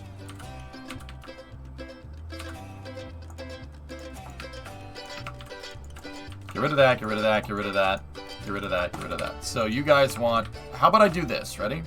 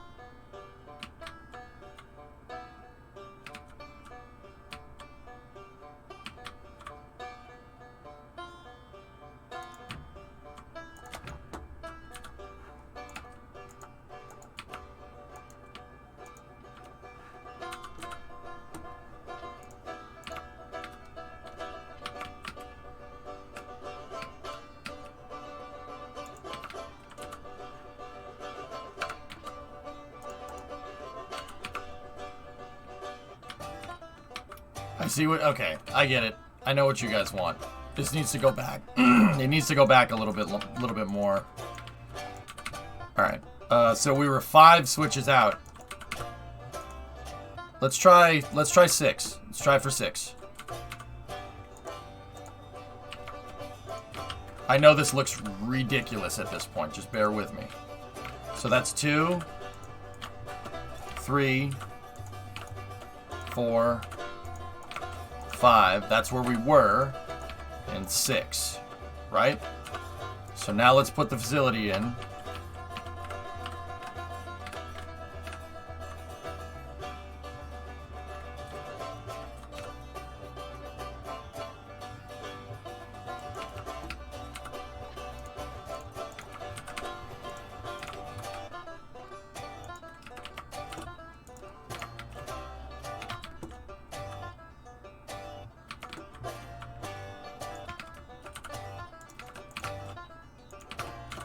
Lots of templates. Lots of template work being done here. Alright, I think that's right. 6 segments out looks to be correct. So if I go here, and we go here. Yep, okay.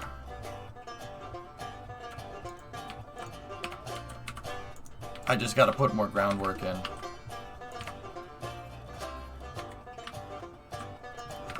This is the prototype groundwork.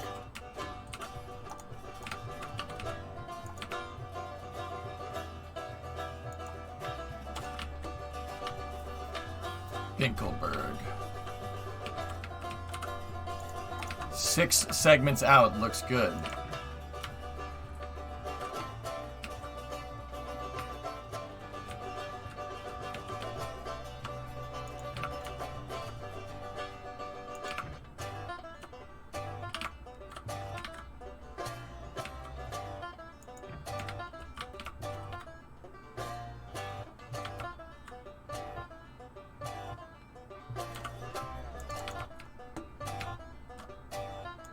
Yup.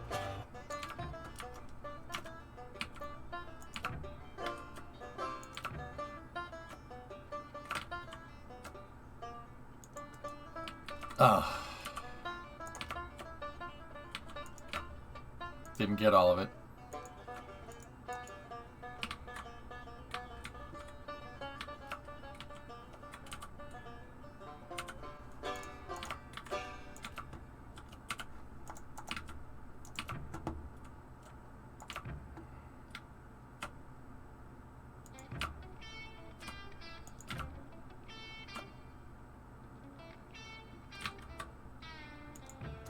Bingo. Six segments out is the one that we want. And then we can use this, we can use it as a grid. We can use these segments like a grid to snap.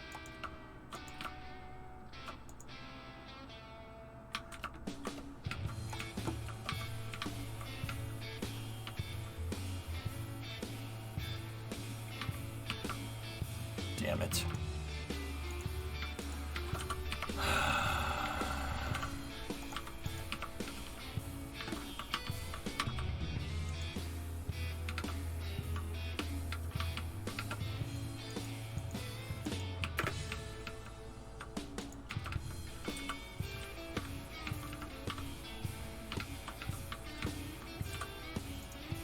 Something went wrong. Yeah, I know.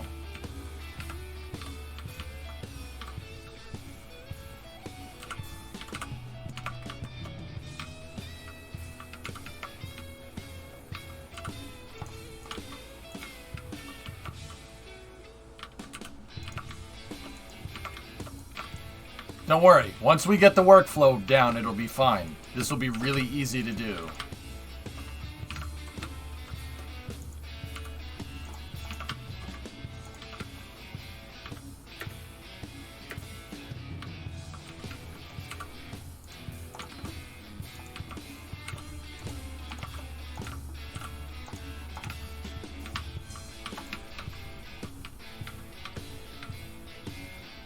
Hazard area for Transporter 4 is in place. Cool.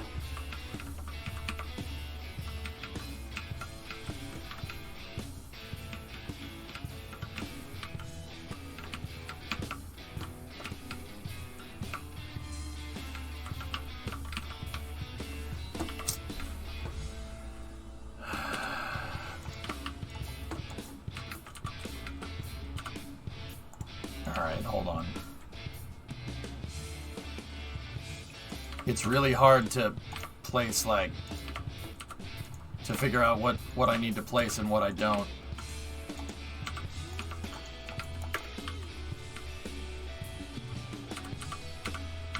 You know what? I'll try freehanding it. Even though we had the lock point before, which was really, really handy.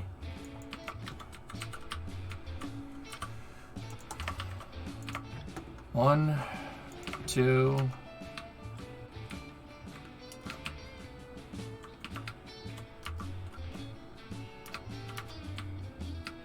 See, I had the point where we could lock previously.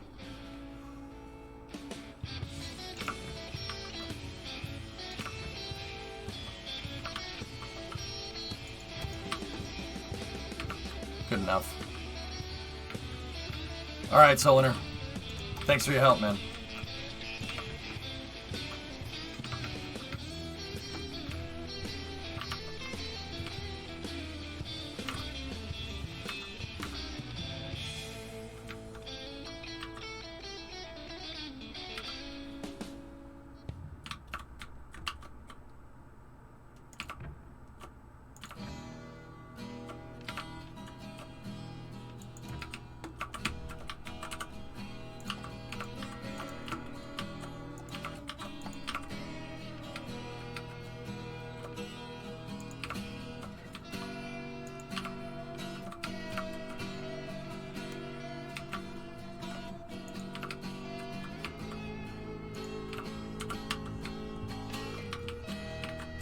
Saving. Saving. Because that is perfect. Perfect. Alright, let me do the finalized groundwork here for this area. And we're done.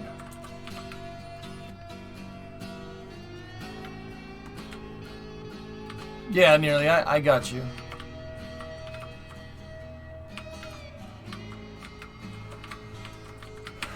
The next one that we build will be even more symmetrical than that. Call John Elway. It's perfect.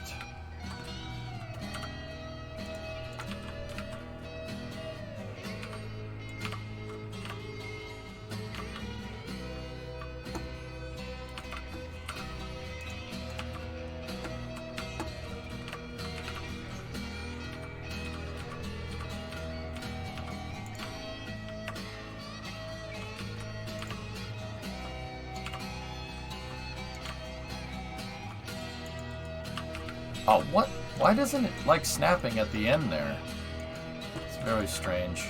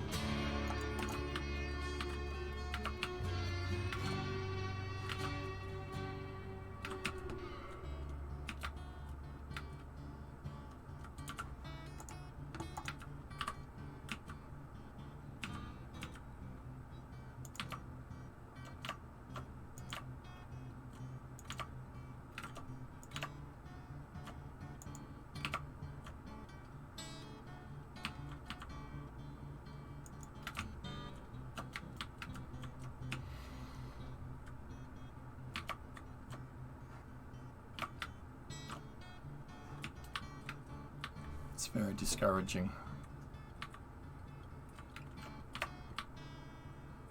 Oh yeah, you gotta make the frickin' foundation for it. The foundation for it needs to be at that height, or else it looks goofy.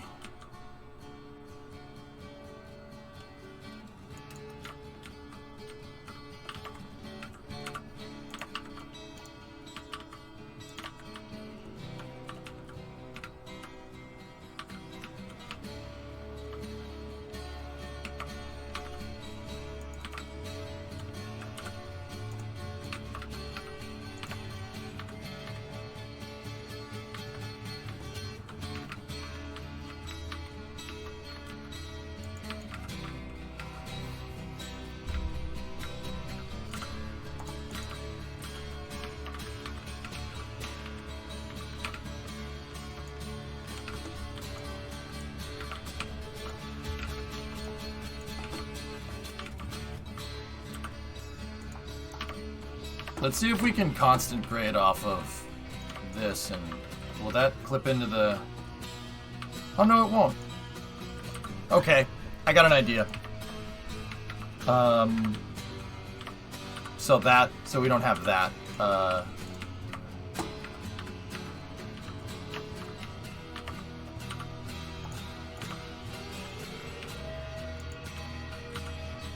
Didn't go the right way.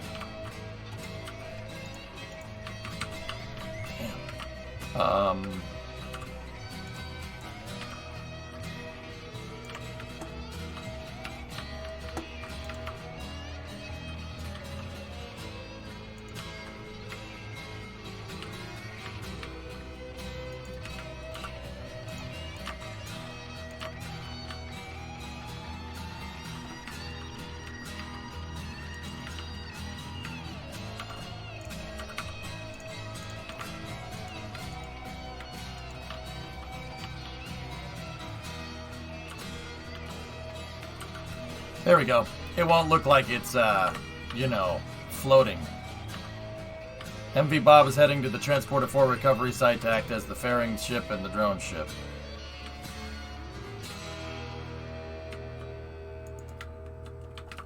Sweet. Yeah, see, as long as we're set to constant grade here, we should be fine.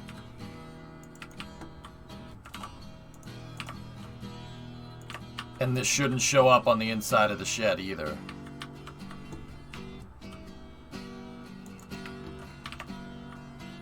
Yep, it didn't. Okay.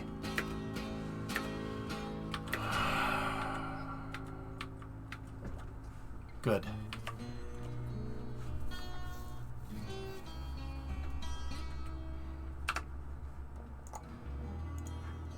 Excellent. All right. Want to try to make another one? Should we make one over here? Let's make one over here. Let me get rid of that tree because it's going to be in the way.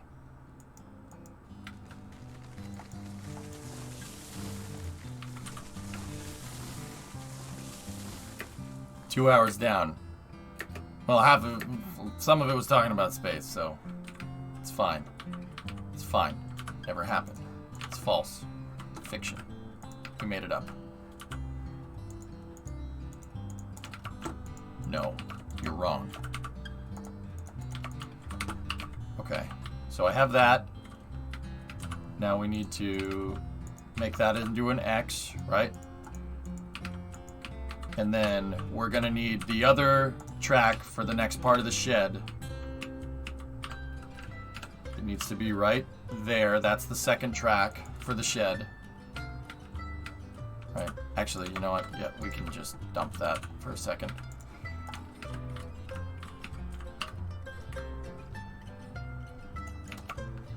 Okay. Some nasty Z fighting there, but that's okay. Today, 1 year ago, SN11 created a big debris field. Nice. Alright, so that means right here...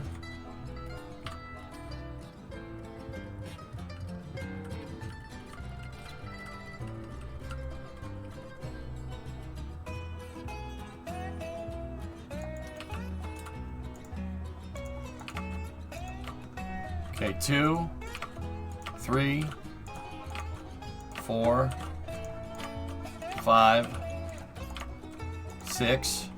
Okay. Now I gotta place my prototype groundwork. SN11 was 1 year ago. Yep.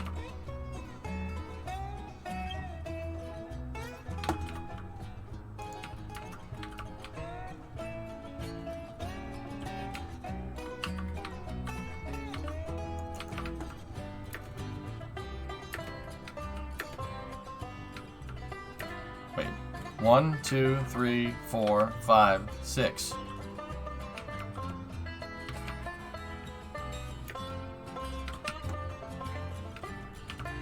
Yeah, there's no way. There's no way that's right. It's got to be one more. It's got to be 7. Is it 7 or 6? Well, no. Yeah, got to be 7.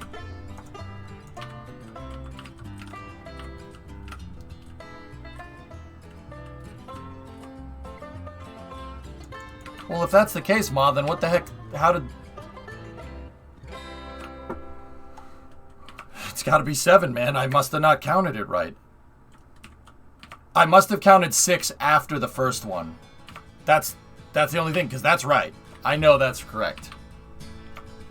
We'll just... 7. It's got to be 7.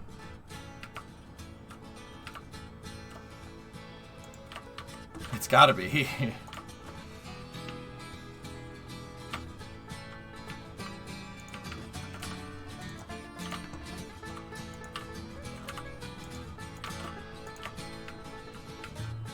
Seven is the new 6. That's right. Now, the only thing that we got to do is we really got to be careful. We just got to be careful with how we place the tracks. That's all. So, right there. Right there. Right there. Right there. Right there. Okay, that's 1.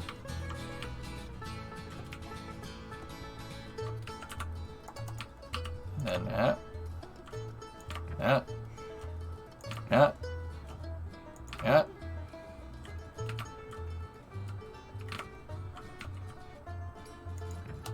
Okay. I'm going to save here to make sure we don't overdo any work, right? So 1, 2... And we gotta get rid of that. We gotta get rid of that. Get rid of that.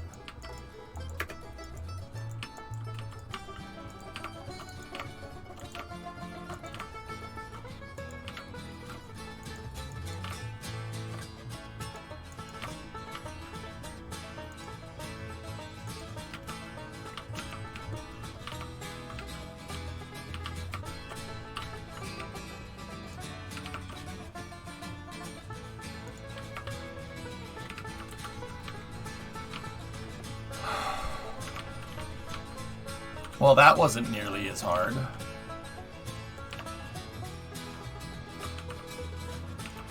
I think that track kind of dipped a little bit, but that's okay.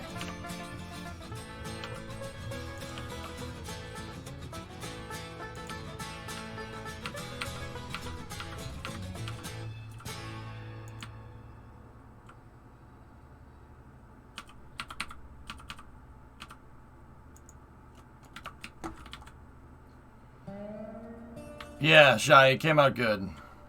Yeah, see, second time is, yeah, it took 2 seconds. It's just getting the workflow down. That's the hardest part, dudes. Always. And that just, once again, it's nothing bad. It's just, this game takes a second to get stuff right.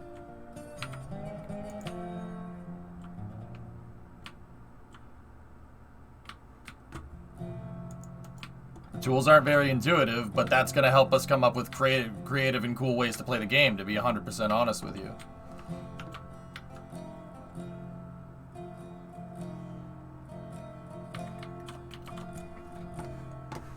Yeah, pretty much, JSB, that's right. Just like building rockets, our shed cost goes down the more sheds we build.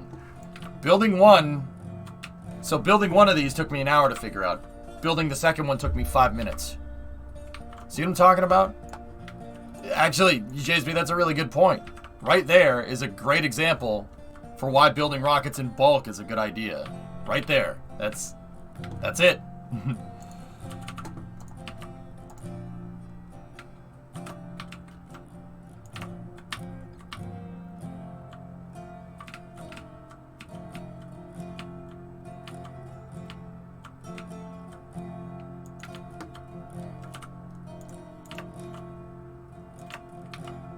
Got to put them up on their foundation here.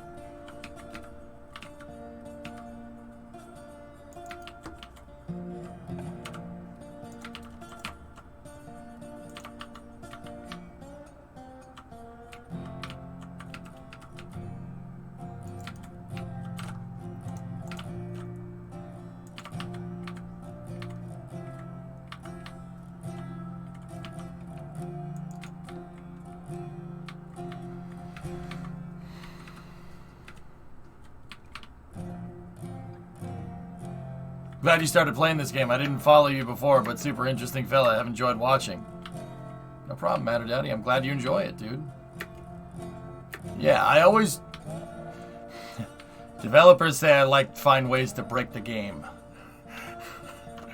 But I always find different ways to play it, dude. I'll figure it out. If you give me a good enough tool set, I'll figure it out. It's not an issue. You know? That's why I like playing, man. I like playing games this way. Now, I don't think we can fit a shed over here, so I'm just going to make sidings right here.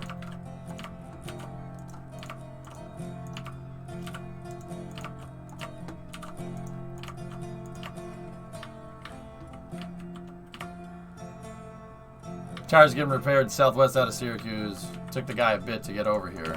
Oh. Syracuse. Oh, you're driving on 90. Cool.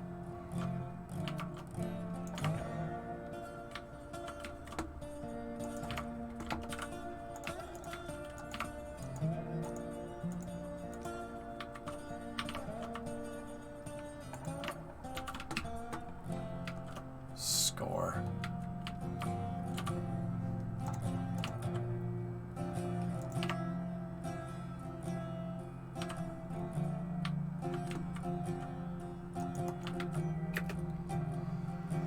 What if you made a siding for refill of water and sand and maybe another one for firewood?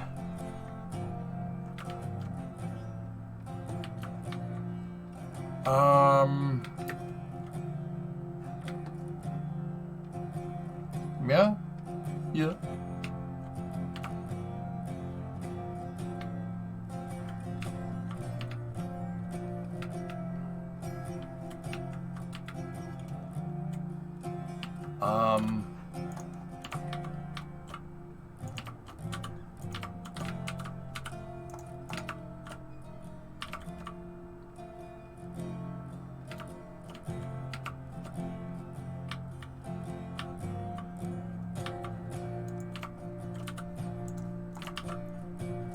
Yeah. I mean, I don't know how I'd fit that in here, but,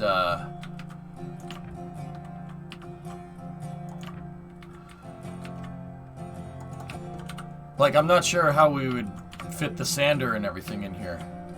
I'd have to look at the buildings, dude.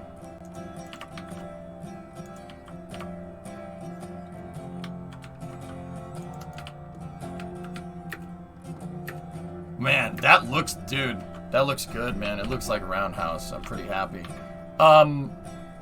Here, let's take a look. I have other wood facilities here, but, oh, okay. This is a weird placement for this.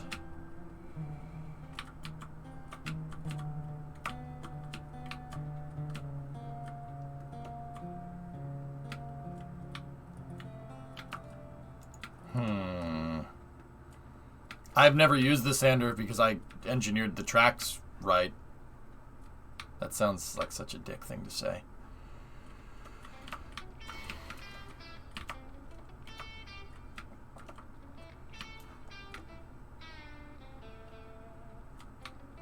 I don't know, maybe the watering area should, like the water hole should be more centrally located. Like I'm thinking the water tower would be good like right here, you know?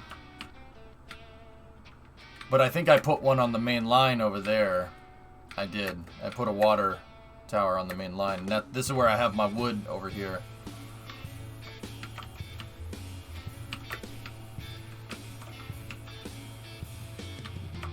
What do you have to drop into the firewood depot to replenish? Is it cord?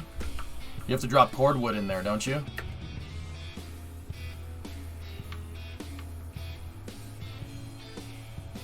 Looks like cord. Yeah, okay.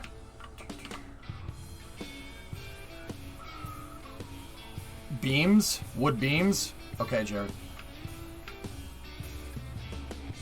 Any type of wood. Alright.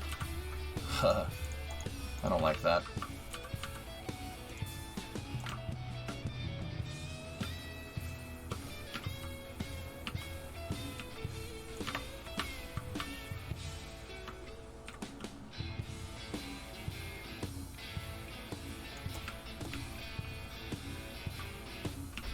Seems like Mark have been completely redesigning the rear wing and beam wing.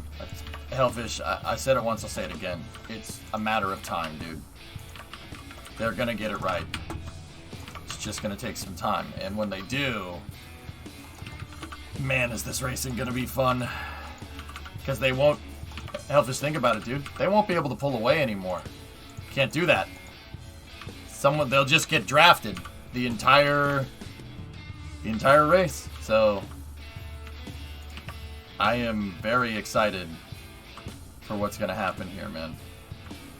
When Merc dials it in, man, it's gonna. This is when this is gonna get really freaking fun.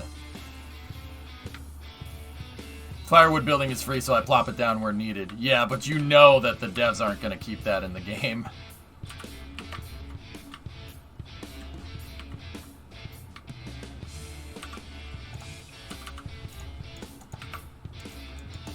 Alright, I don't want those two sidings there.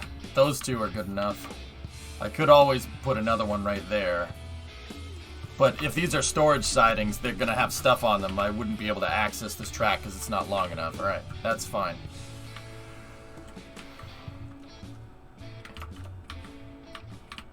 I'm eventually going to want to put another engine shed right there. Should we make it now while it's fresh in our mind? It'll take us 5 minutes. But I don't think I need that many engine sheds right now. I only have 2 locomotives. Mazel? Alright.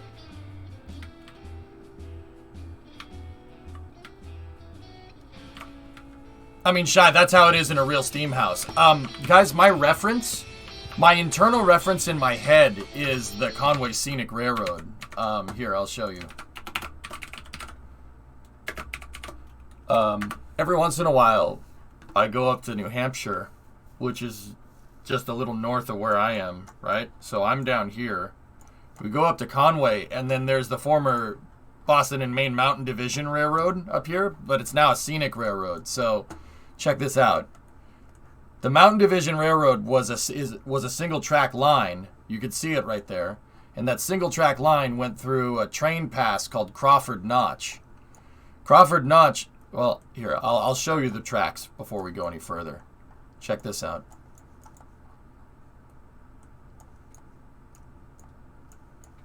So see the tracks right there? It doesn't look too bad, right? The tracks are looking okay.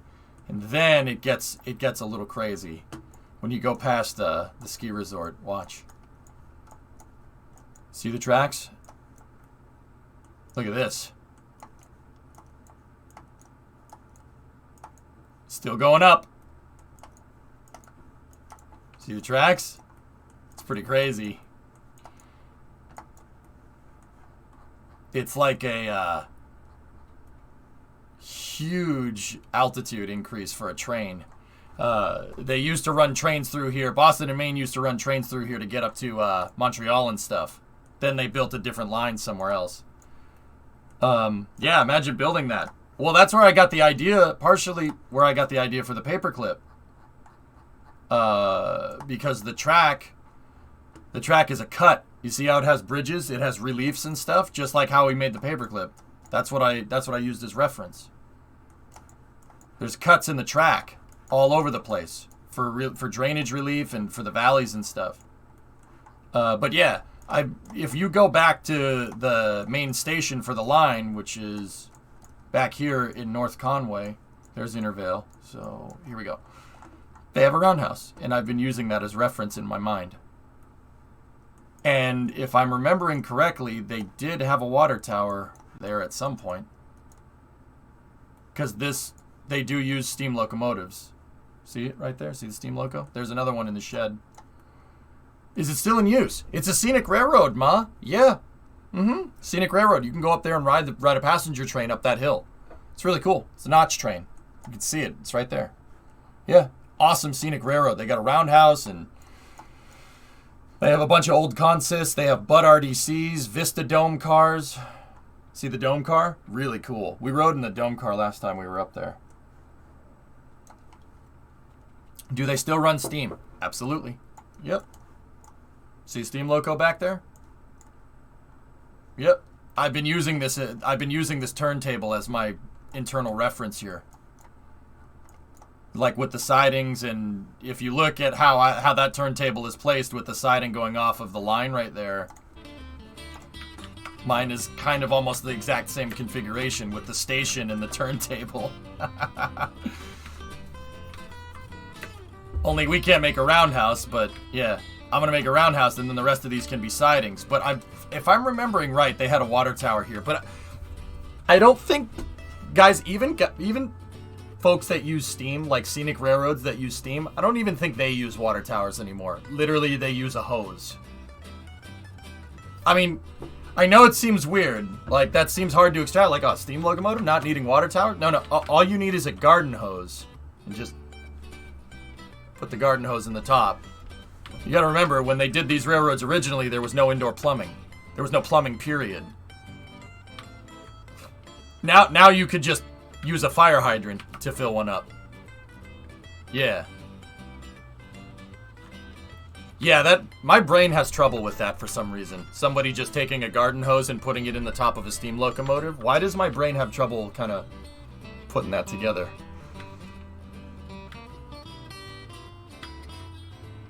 My brain is having trouble with this one. Wait a minute. No, it has to use a water tower. That's not right. No, Mikey, no, that is so not right. The steam locomotive must use the water tower.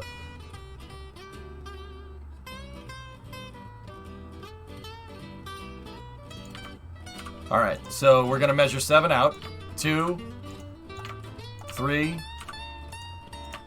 4, 5, 6, 7. Now we make our groundwork.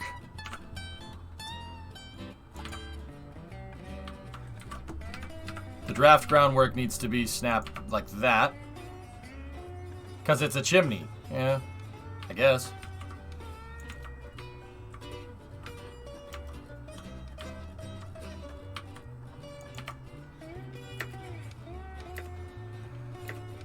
My brain immediately asked, well then how do they get the water in the water tower? A pump, I guess?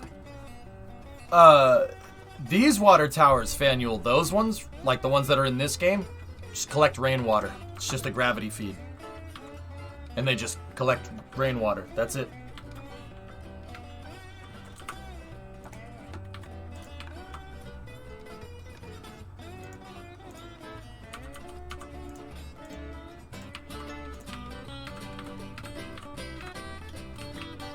I already made those rail houses that color. Should I make this one brown? No, they should all be the same color, as messed up as that is.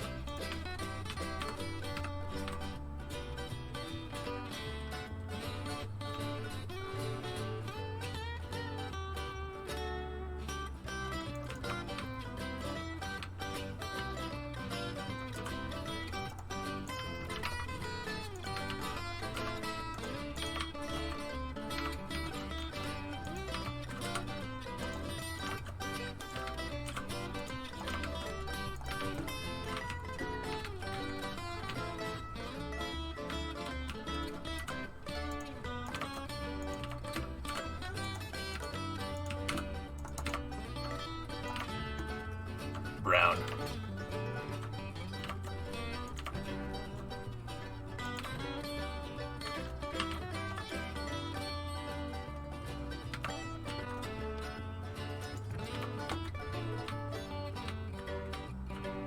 For the rusty old locomotives, nah, we'll make it nice for now.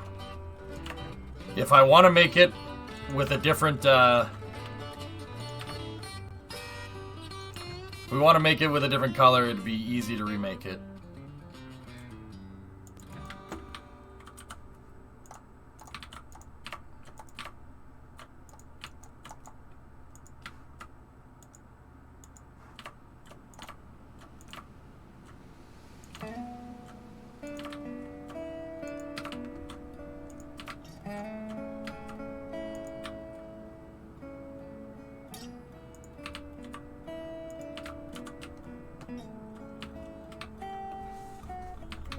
Doesn't take very long. See? We got the workflow. The workflow is ours.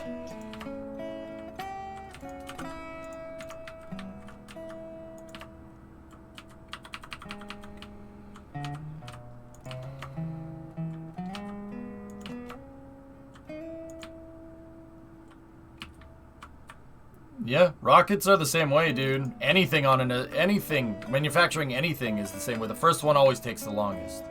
Second one, literally half the time. That's why the Artemis 2 core and the Artemis 3 core are almost done. Isn't that nuts?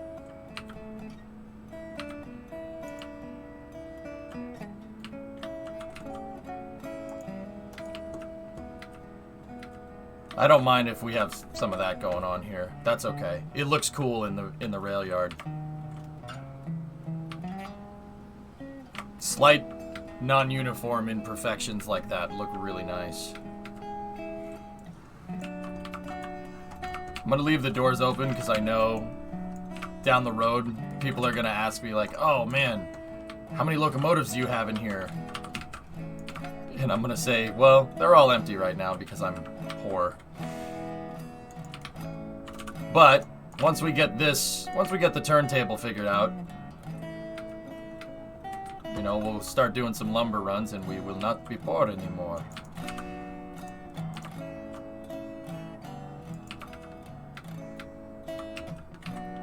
One day, lad, this rail house will be all yours. Oh, what, the water tower? No, not the water tower. They said you couldn't build a rail line on a swamp, but I built it anyway.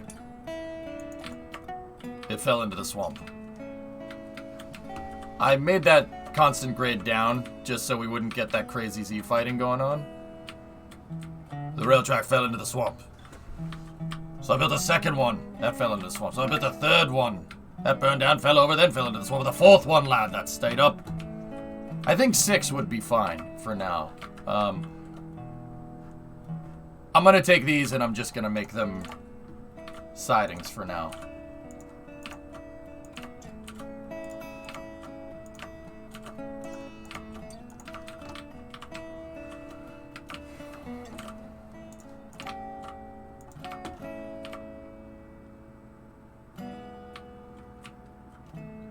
I got an idea, fellas. You know what we should do? So, that one, the center line right there, is for that shed. That center line should be empty. Right? Actually, no. That would be... Okay, so... Center line there. 1, 2. Center line there. 1, 2. Center line right there. That's going to be, if we build another shed, that's going to be the center line for our shed. So you know what we should do with this siding? Make it 7 long. So we know exactly where to place the next shed when we want to. 1, 2, 3, 4, 5, 6, and 7. Yep. The UI and the track placement is caca right now, so I wouldn't worry about it too much. But we found ways around it, so it doesn't matter. So I'll make the currently non-used sidings, we'll make them 7 long. So if we want to go build a shed, another one, maybe I have more locomotives in the future. We can build another one. Another one. Another one. If we go to do that, boop, I know exactly where to place it. So, track there would be going to the right door. Track there would be going to the left door. Right? And, hey Dave, 60 months, man. Thank you.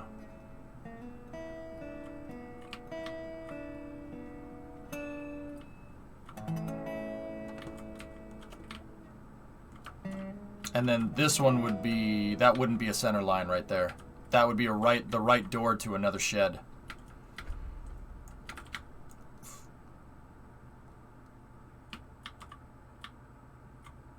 It would be cool if the sheds could clip and get more of a roundhouse feel. I kind of wanted to do that, J-Speed. That's why I didn't want the sheds to be too far apart. That's what I was trying to get them closer, because it would look right if I just got corner to corner. But there was no way to put the sheds in correctly and not have these rails look stupid. You know? So, it's alright. It's cool.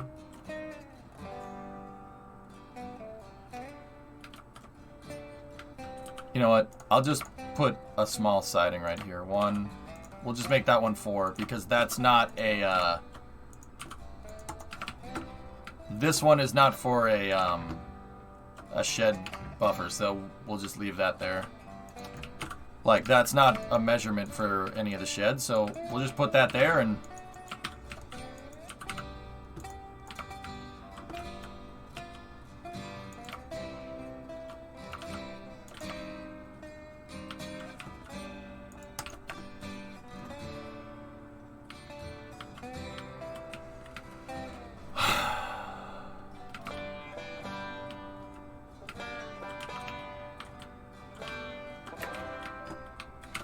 Now what we'll do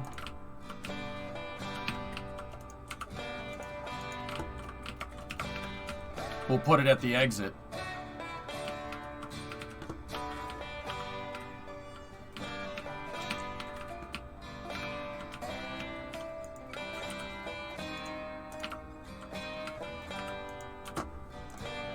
Put a water tower.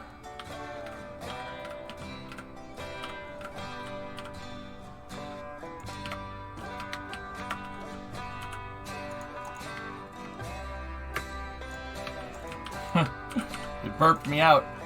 The water tower burped me out. Oh, it leaves a marker in the rail for you. That's actually pretty neat.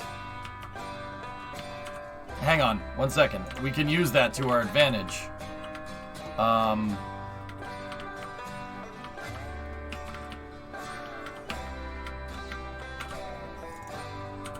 Now, I gotta be careful here. You do not want to place tracks down with a... You don't want to place tracks down on something that's already on the rails. The game Kraken strikes. It gets very upset with you if you do that. So what I'm gonna do...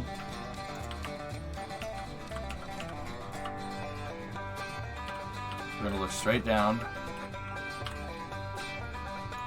Place that tower, and then see if we can get it to burp us out again. Ah... Okay, so that looks like a guide board right there. And the guide board isn't exactly centered on the rails, so...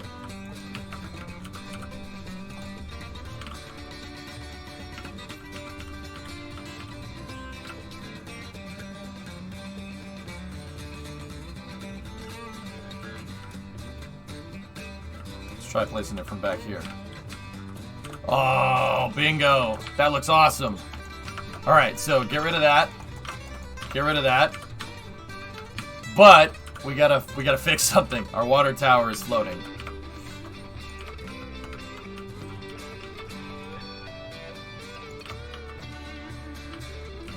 Put both the sand and the water towers? Okay.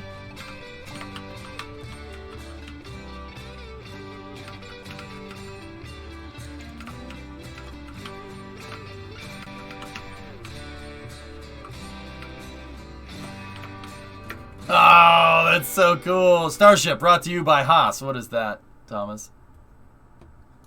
We got some Haas automation machines. Oh, that's cool. Some Haas CNC machines. Bandit, I'm good, man. Look at what we did. I redid the roundhouses. Or, I redid the turntable today. I think this looks a little bit, nicer? I know, Gamer Bump, right? The music gets me hyped up, so if I get kind of fired up when the music goes ham, I'm like, yeah, this is amazing. What's the sand house look like? Oh, sand house is the same idea. Ooh, that might be a little close for the sander. Maybe we should use the outside rail as our guide there, or just the side rails.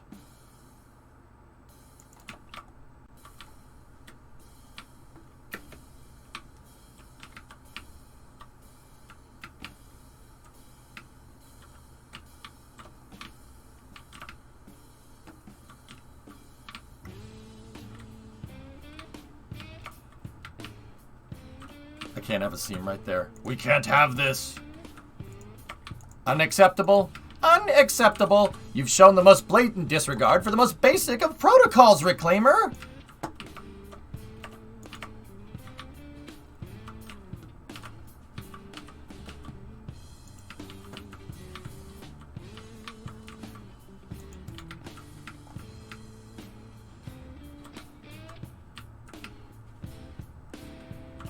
All right.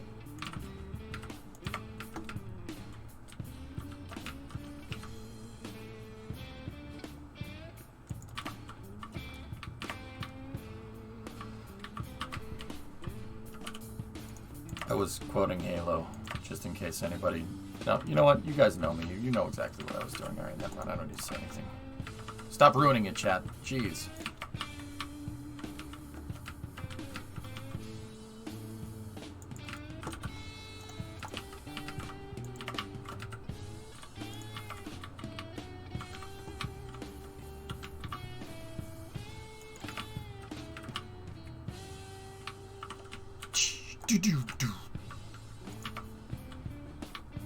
I don't know why I'm vocal drumming along with it, but hey, whatever. Sounded like Halo meets Huxley from Demolition Man. What other facilities do we have? That's all we have for now, huh? Ah. Okay.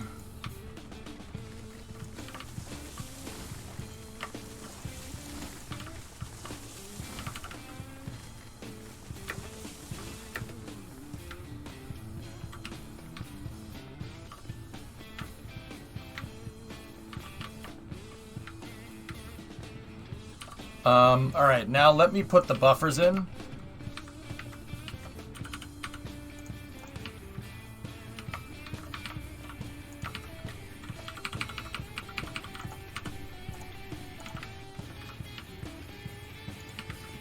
He really mashed his meat.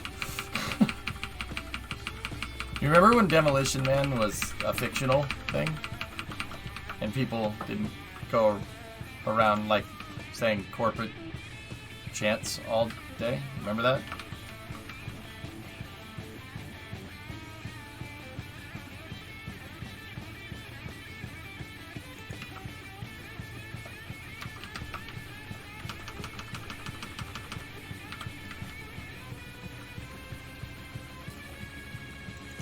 I'm pretty sure the placeholder for the other shed should have been more to the right.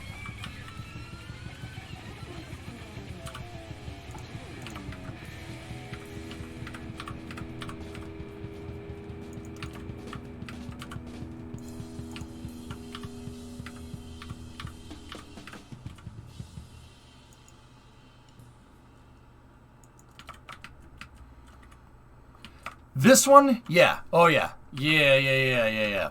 That one, no. This one, yeah. I'm pretty sure. Ugh.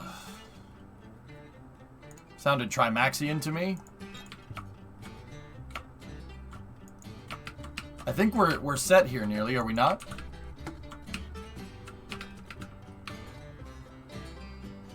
I use the walls as buffers. They make good buffers. Or stops, or...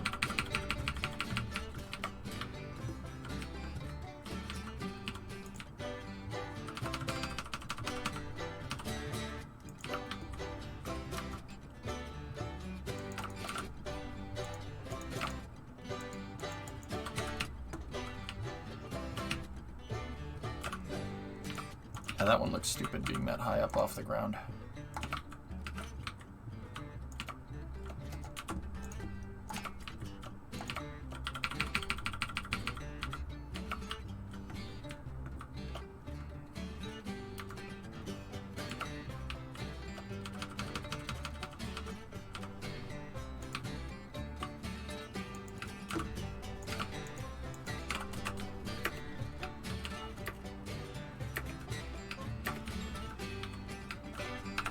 Okay. Excellent. Alright, guys. I'd say we're good. Let's move some lumber around. Try to make some money so we can fill this thing up with locomotives. You're last. It would be the left entrance, not the center of the shed.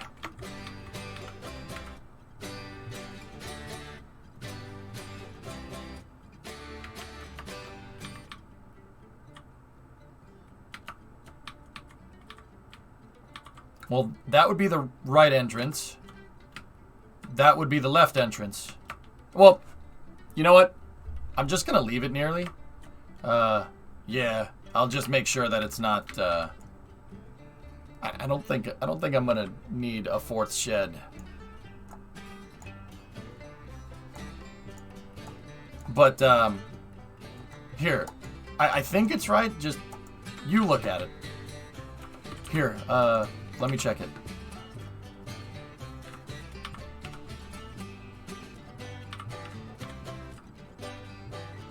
So that would be, that one right there would be right door, correct? And then that would be center line. You're right. You're right. You're right. Yep, I see it. Yeah, that's left door, not center. But it's okay. I'll just leave it. It's fine the way it is. Okay. Let's take Betsy and...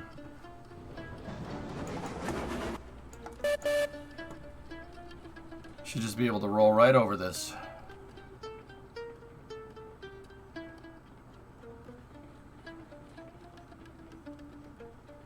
I'm just leaving it, dude.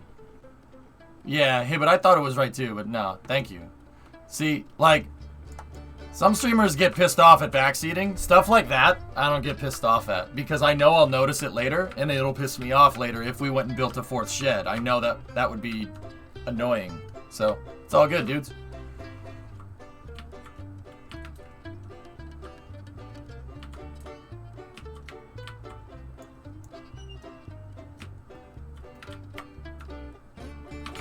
Can we alleviate the pressure in Betsy's boiler when we're not using it? Just out of curiosity.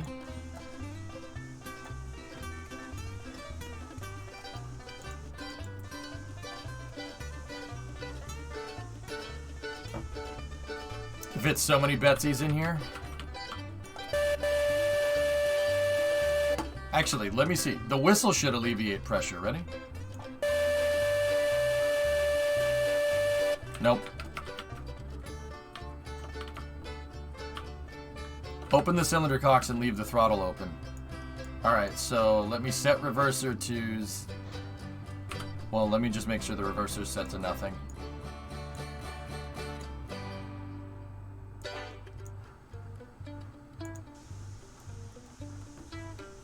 Oh, there you go. We could... yeah, we could turn the steam locomotive off. We could turn... Betsy, we could shut Betsy off when we're not using it.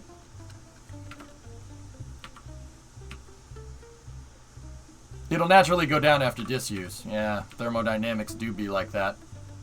But it's probably better if we save the steam locomotive. You know why? You know what this will prevent me from doing? Just taking Betsy and just, you know, okay, I gotta use this now. It'll prevent you, it'll basically keep you from rushing. It'll bottleneck you on purpose to make you think about moving the steam locomotive. It's a good, see, right there? That's a good safety mechanism for making it idiot-proof. This will make me think about what I'm doing with Betsy before we do anything. What's the handle in the middle on the top? The sander. So, Katra, steam engines, or, well, not steam engines, trains. Trains have trouble getting traction. The reason why, you have a metal wheel with a metal rail. Straight up. Metal on metal. Very low friction. That works for and against the train. Sometimes if you have a steep grade, you pull that latch and it opens a valve, and what they do is they drop sand underneath the drive wheels. They still do that. Modern locomotives still have sanders. Oh yeah.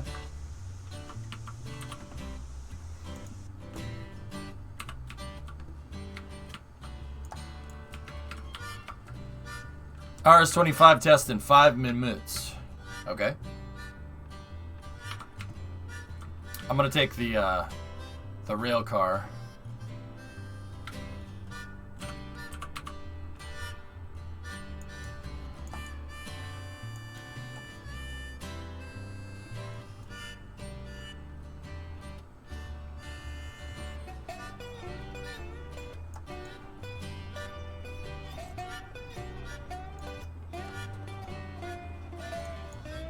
Yeah, we still have to figure out a good spot for the wood depot. Hey. Hey, Bree. Jeez, you scared me. Sorry. What's up? So I have a meeting at 3 o'clock because that's all I do now. And I know you wanted to start Space News on time, but you were also going to go run an errand. So I didn't know what your plan was. I'm gonna take a break at 4. There's Okay. a lot of space news today, so Okay. yeah, I have to. So then we can talk at 4. I just didn't want to not have a chance to talk to you because, You just want to tell me how much you love me, right? yes. Totally. That's definitely what's going on. Okay. We need to go pick up a check from your folks. Yeah, I got you. Yeah. So. Yep. Cool. Okay, Bebe. Alrighty. Love you. Love you too. Actually, I think this board is supposed to be on the outside of the tracks, guys. Now that I'm really looking at this, here, let me pull the water tower down.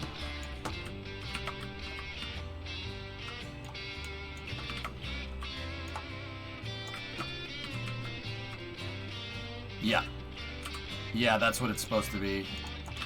Bye-bye.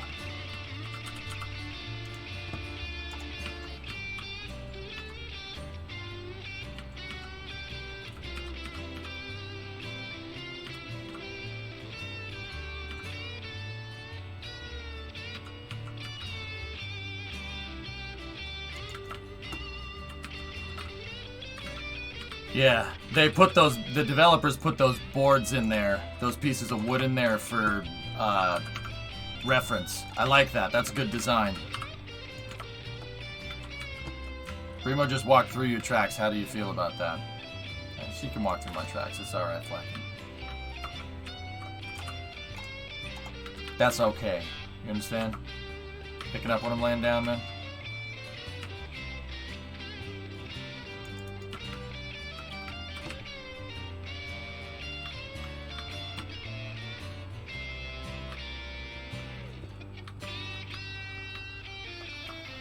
Can I walk through the tracks too?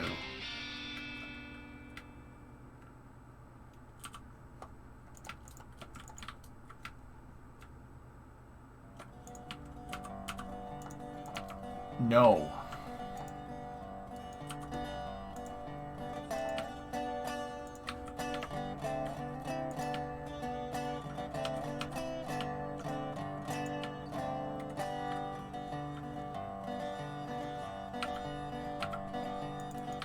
Only pretty girls. No, only pretty girls. Singular. Singular, fellas. Singular.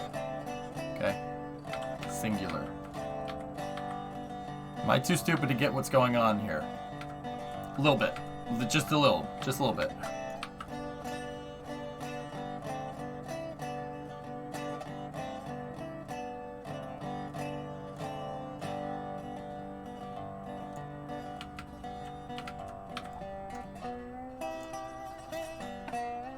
No, you don't get to walk on my. Yeah, okay. I'm not going any further.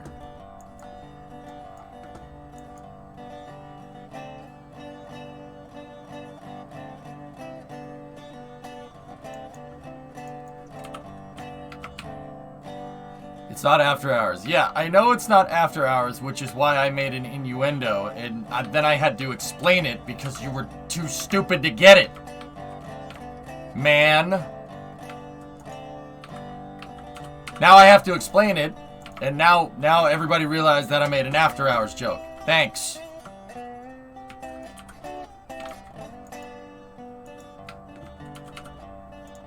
Corrupted. Listen, bro.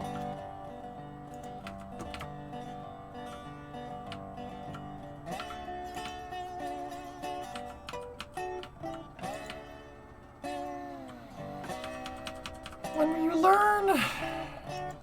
When will you learn? Your actions have consequences. When will you learn? Can I go back to trains?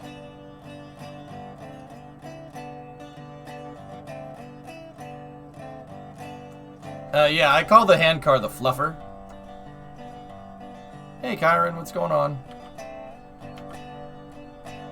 Can you make a train split tracks? I haven't tested it, Xeon. But looking at the Fizz simulation, it looks like it's possible. However, the length of the switch... So, if the wheels are right here, like say the front of a car is right here, and you throw the switch, it'll just pop the wheels off. So, I think the cars aren't long enough to be able to have the front wheels go through the switch, flip the switch, and then have the back wheels go through the other side of the switch. I don't think the rail cars are long enough. But if we did have a long enough rail car, I'm pretty sure the game would understand it.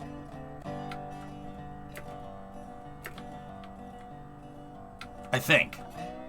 If I looked at that correctly.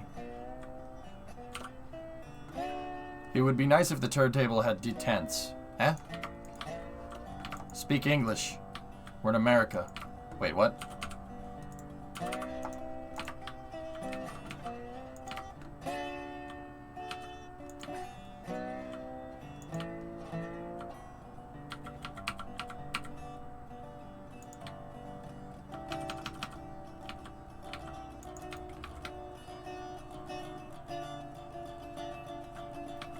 Oh, yeah. Yeah, I agree. It should, yeah, there should be some type of latching mechanism.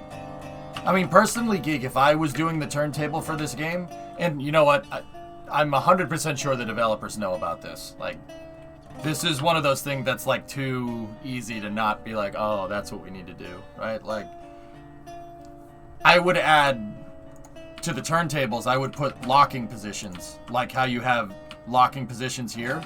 I'd put locking positions every 20 degrees. So you could lock in. You could lock tracks to it. Oh, that's another thing to mention with the spline update, dudes. I was watching another Heist video last night. Check this out. So, you see how if I do that, I locked it in. But see how it does that? And you guys were saying, and I know this is right, like, if you want to make a good curve, right? You need to make a little bit of straight track first to make a good curve. That's not a good curve, but you get the idea, right? Right? So, with the splines update, when you build a new segment of track, it'll take the information from the angle and the direction of that track and apply it. So you won't, like, if you want to make a curve, it'll spline this curve like that. It would be like the track would go straight and then it would curve. Yeah, so it'd be like building roads in cities. What video can you give the URL?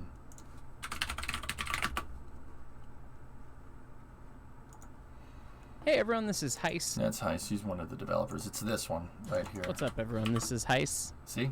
It's Heist. I don't know if you knew that.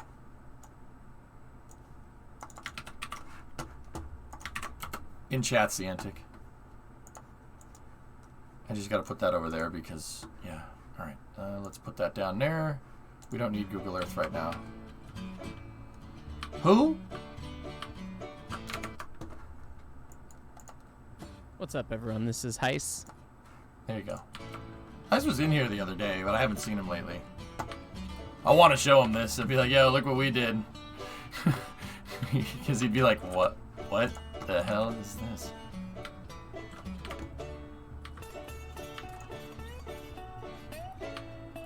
Yes, one day, lad, this will all be yours. There'll be engines everywhere.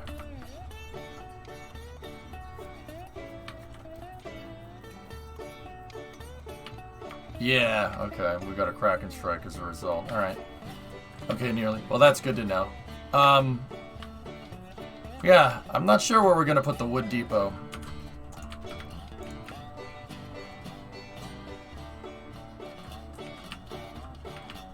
We could put the wood depot right here, but if I put the wood depot here, I'm gonna have to, we need to load it. You gotta push the little yellow button to load it. So, I might need to think of something else here. All game devs should be scared if you play their game. Thank you.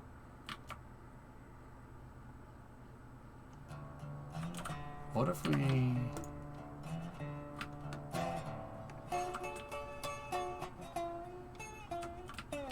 Might be able to get one on the spawner track right here. Hold on.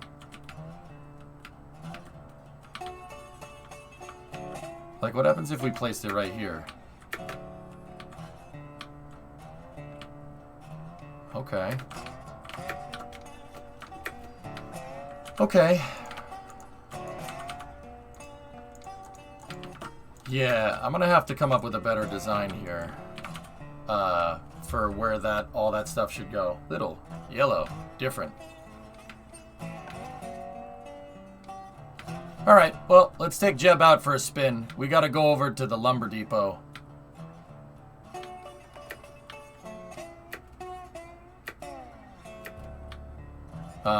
Because I can't do any more logging runs right now.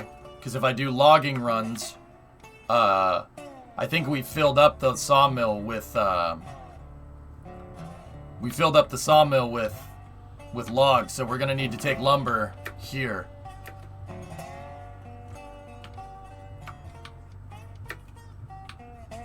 Yeah, okay.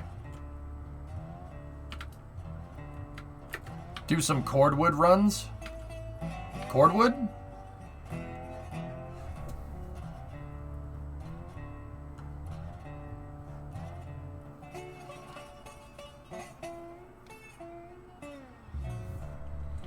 Of course it can, Kuro, but you need to load it. So like the firewood depot, here's one right here. Firewood depot has firewood on one side and converts just regular wood. So wood timbers. I think you could put cordwood here or lumber or logs. See, because it has logs, it has plain timber, and it has this. You could take whatever to this thing. That's from what I can tell here. But you have to unload right here. So one side is for unloading, and one side is for loading. So one side's the red zone, and one side's the white zone. Or is one side the white zone and one side the red zone. Ignition of the RS-25. Let me see.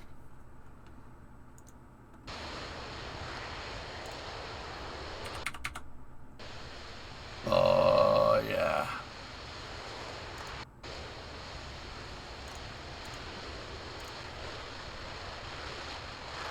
White zone is for loading and unloading of passengers only. There is no loading in the red zone.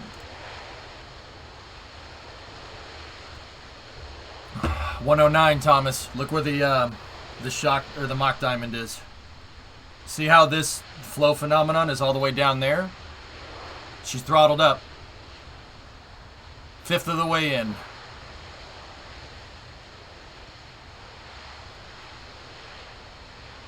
Sorry, this will only take a minute. Hey, Badger. That's clouds.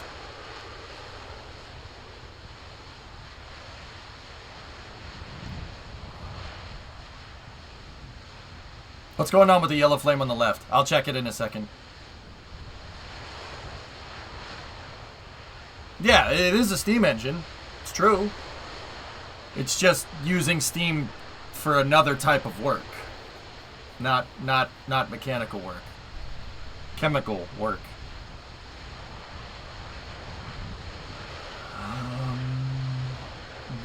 What you're seeing right here, Katra, is the oxygen vents. There's an oxygen dump line right there. It's I think. and it's interacting with the plume right there.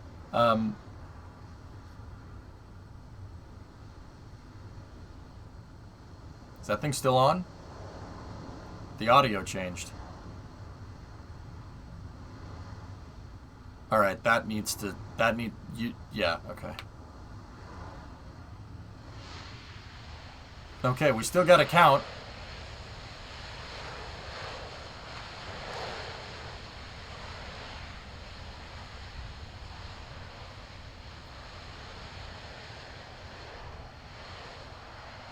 The third, Sawyer. NASA doesn't want to stream it because ITAR, whatever that means.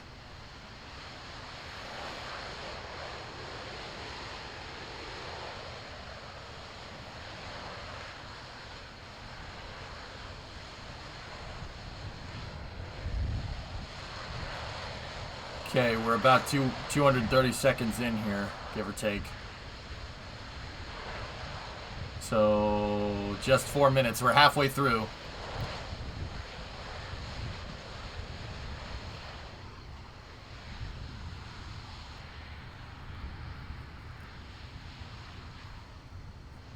Not really, Bandit. They're not going to stream the count. They're worried about the countdown loop. They're not worried about showing it. We're still going to get a stream of the wet dress rehearsal, but we're not going to get a stream with the countdown loops in it. So it'll basically just be this. But once again, during the wet dress rehearsal, all the vehicle does is sit there and then they tank it. It'll just look like that. We're not going to see an engine ignition.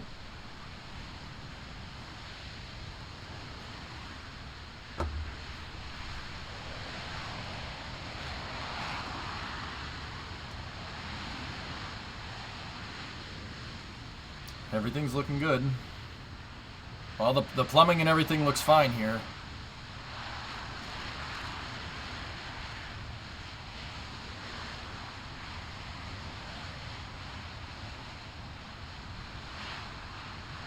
Yes, Plums. 5 minutes in. We should have about 3 minutes left in the burn. We should start to see the engine throttle down here. Because what they're doing is they're simulating an ascent trajectory. So throughout the ascent, the shuttle engine will throttle up. The RS-25 shuttle engine. It'll throttle up and it'll throttle down. So you should start to see this thing go this way. See the Mach Diamond? They're throttling down the engine slowly. There it is. See it moving up? Okay. They're throttling down the rocket engine. Here, no, I don't want to rewind it because I'm gonna watch it live. And see how this flow phenomenon is going on. Now, what is that? So, when rocket engines fire down here, the gases that are coming out of the rocket engine want to expand because they're so hot. But the atmospheric pressure, basically the weight of the entire atmosphere, all the gases that you're breathing right now, are pushing it. They want to expand, but they're pushing it in on itself. The atmospheric pressure is overcoming the want of those gases to expand coming out of the nozzle, right? So the pressure forces them back in on themselves, and basically the plumes the gases come out of the rocket engine and they go out a little bit, and then atmosphere forces them back in. And the gases collapsing in on themselves are what create this phenomenon right here. Shock diamond, Mach diamond.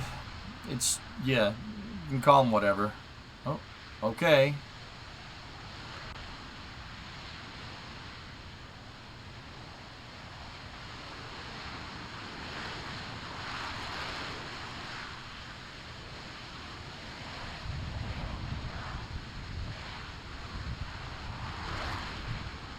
Everything looks good here, guys.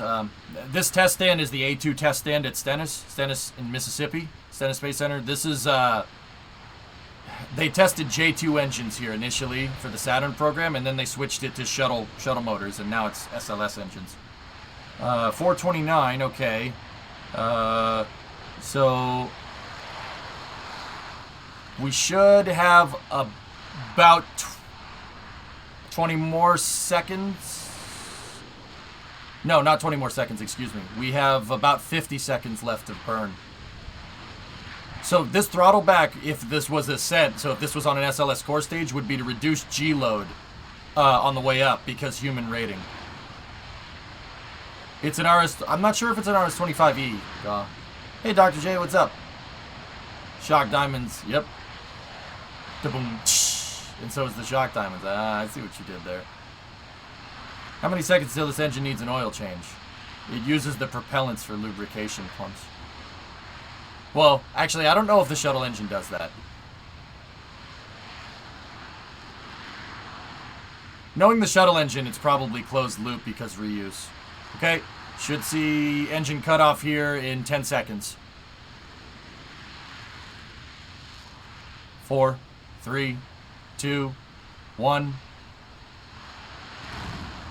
Engine cutoff.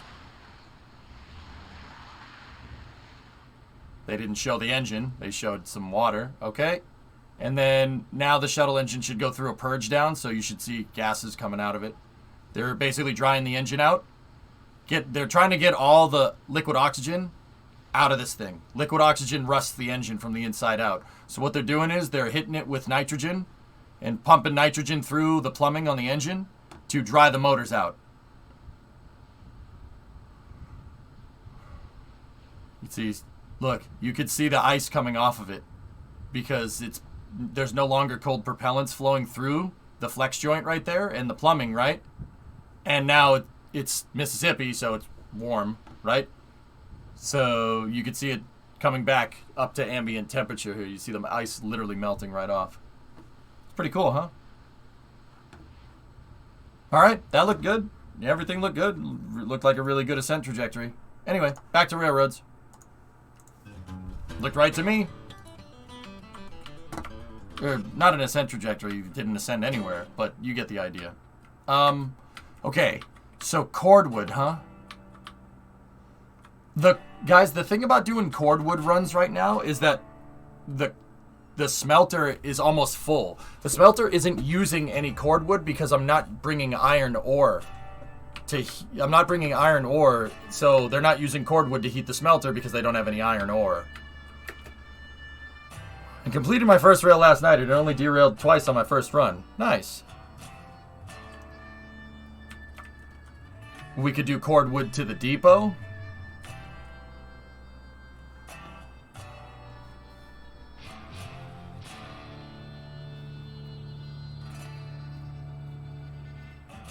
So it's time for an iron run? Well, we have an hour. I don't think it's going to take me an hour to build the entire track out, Hellfish. That would probably take an entire stream to do the run. SC, what is the next thing that I should go for? We should go for the iron ore mine, right? That's the next one, yeah? Iron? Yeah, okay. Alright. It's up over that hill. No terrain editing my cause right now.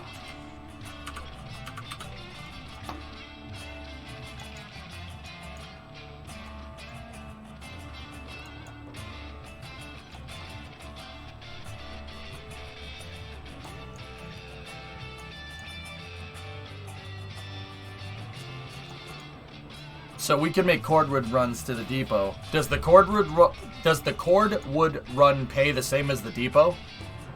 Like is it still 80 or car, Stuart?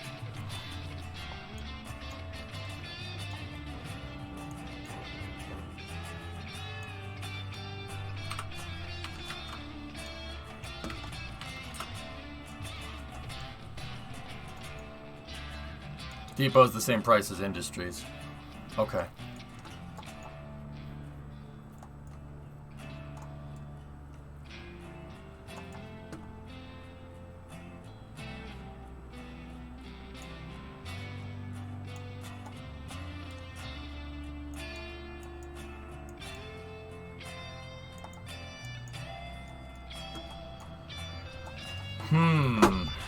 Okay, so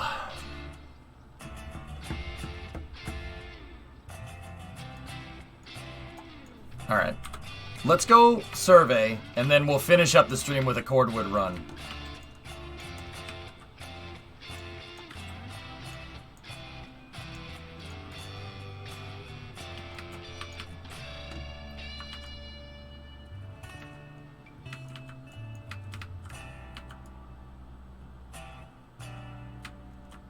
Yeah, Badger, I just finished the turntable today. It took a little bit of math here to get this thing made correctly, but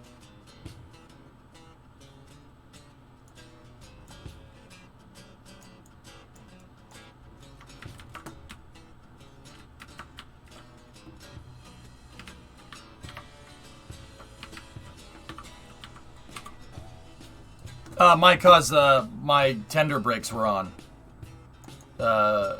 So let's go.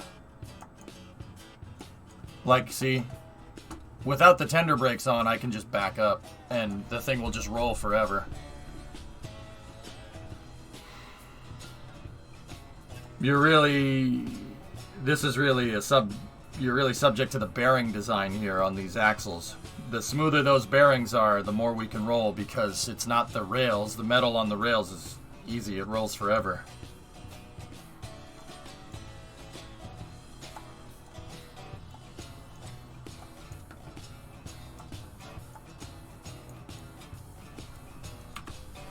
There we go.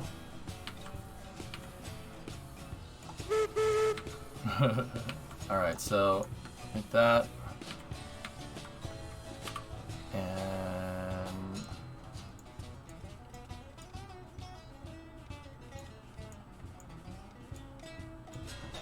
regulator up.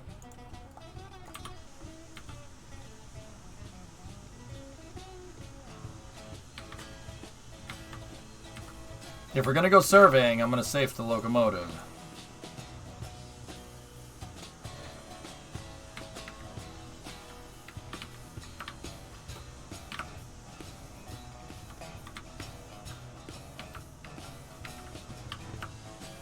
Can't wait for MSC.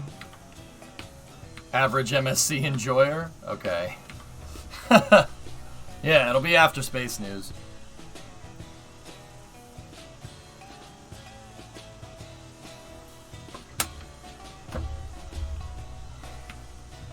New locomotive powered Sanda. Oh, satana. Ja, satana. Oh, satana. Oh, satana.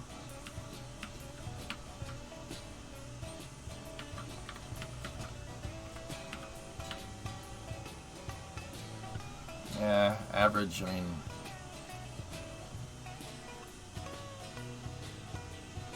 You might start streaming it. So, my question to you is that if you're gonna start streaming it, why? Why do you want to start streaming MSC? Honestly, are you trying to make money or what? Or are you just trying to have some fun streaming, you know? Because if you're trying to stream MSC for money, I'll tell you that right now. Just for fun. Yeah, okay, cool. Right on. Yeah, just for fun, then yeah, just do it. Hit that live button. It's not that hard. Okay, let's save the game the way it is right here. There we go. Continue. Alright. Let's go take a look at this iron mine. It should be up over this hill. MSC is such a niche community. Yeah, that's what I mean. If you're trying to do it to make some cash, that's going to be something that you're going to need to do 50 hours a week. 40, 50 hours a week. You got to be there all the time. Take it from me. I have a way of making non-niche games pretty fun. Yeah, okay, you're not delusional. Yeah, good. Sometimes I get people in here that are like, yeah, I think I'm gonna start. You know, I see EJ playing like Satisfactory. I'm gonna start streaming Satisfactory, and then, yeah, they stop after a week because they're not getting 500 viewers playing Satisfactory. You know what I mean? But then again, if like, you know, it's not about like I get. That's how much I get on average for Satisfactory, which is pretty damn good. That's pretty cool. And I'm super grateful for it. But like, dude, if a streamer that gets like 5,000 viewers for whatever game they usually play goes and plays Satisfactory, they're gonna get way more viewers than I ever would. You know what I mean? There's like a hierarchy to this thing, and people expect to be at the top of the hierarchy just because they hit the live button. It's very strange phenomenon.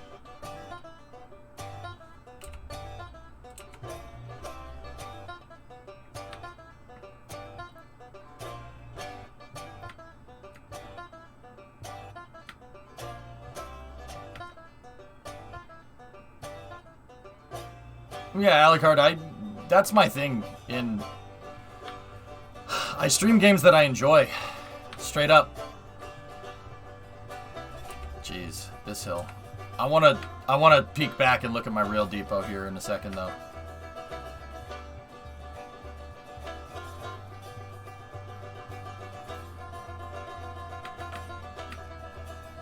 Oh, that looks money. I had to peek before I got to the top of the mountain.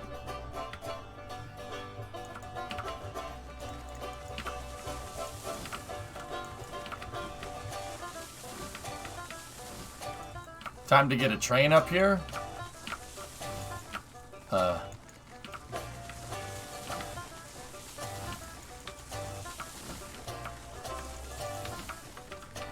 god! Oh god! A tree is pushing me! Oh! Oh! Oh! Oh! That almost ended very bad.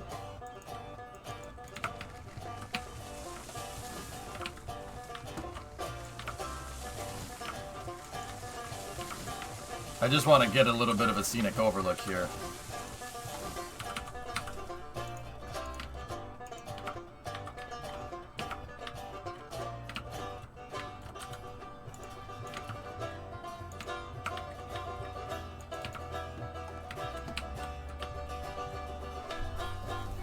Does that look like a rail depot or what? That looks like a rail depot to me. That tree is blocking my view.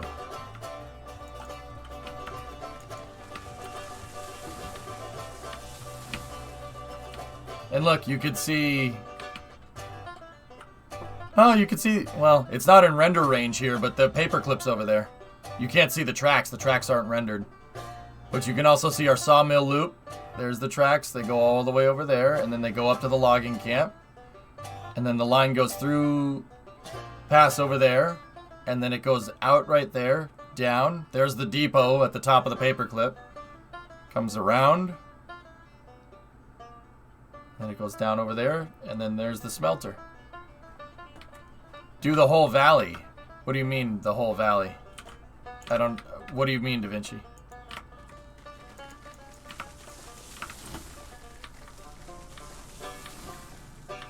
Hey, Baramus, what's up?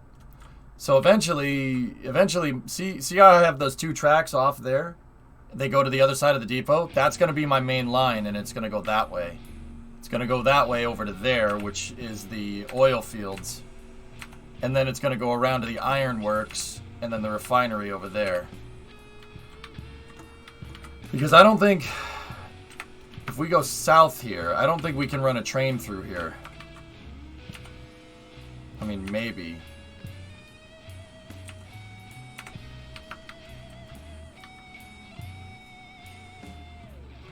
The line from the smelter to the iron mine is going to be nutty. Yeah. I'm not worried.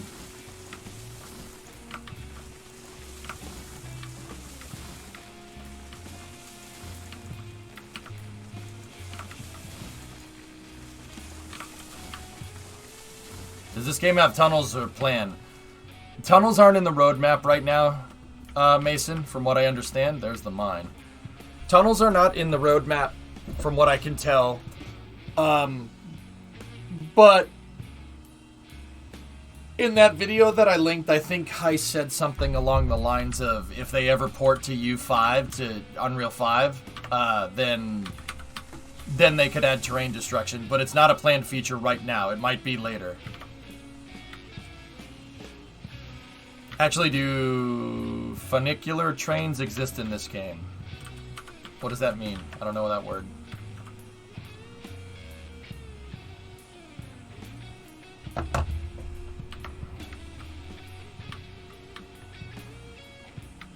Alright, let's go.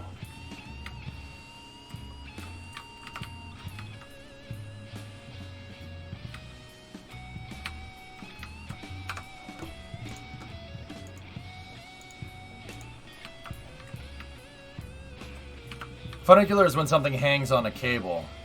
Oh. I think it's only narrow gauge. So, regular narrow gauge trains.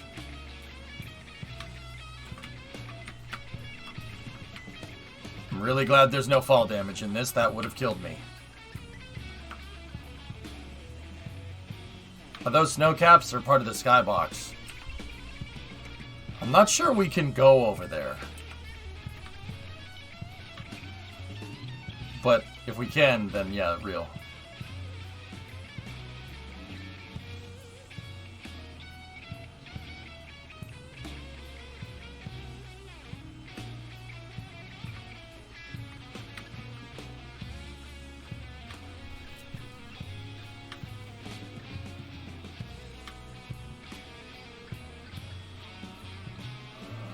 Alright, so here's the iron mine. Everybody says, oh man, you gotta watch out for this. You gotta watch out, it's crazy. It's a crazy height. Let me start cutting down some trees here.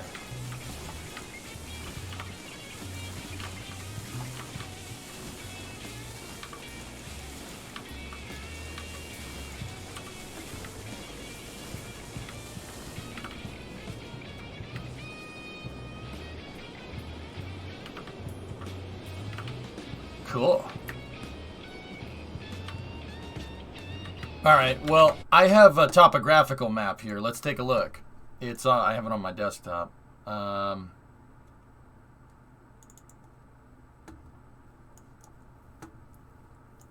So the iron ore mine is right there, and we're at 13,800 feet elevation here. And what's the smelter at? 7,000. Frick. That is a 6,800. It's a 7,000 foot hike. Okay. Was this game made in Unreal? Yep. Yes, it was. Can I see the smelter from here? Let me take a look.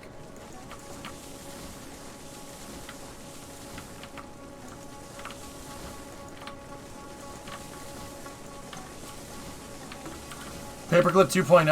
Well, I might not need to do something like that exactly, guys, because we have a lot longer of a distance. I think I can see the smelter from here. Yeah, it's way out there. See the smoke? Or no, that might be the mountain. It seems like there's already a cut in here. Like the developers left a cut in this. But I'm not sure what the grading on this cut is.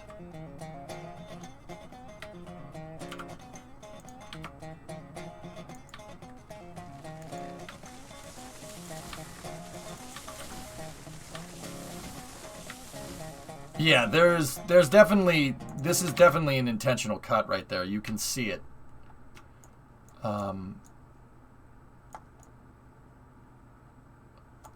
Yeah, see the cut? That might not be it exactly.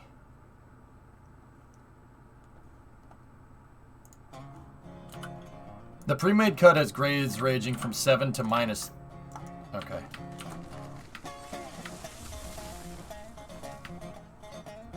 Developers, developers, developers, developers, developers, developers, developers, yes! Get on your feet, get up!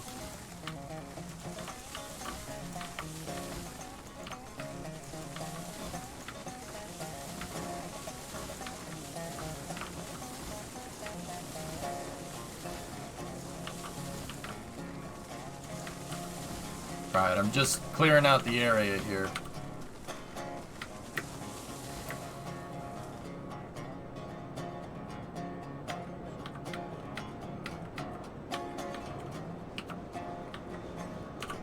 I agree, Granite. It looks like a good place to start.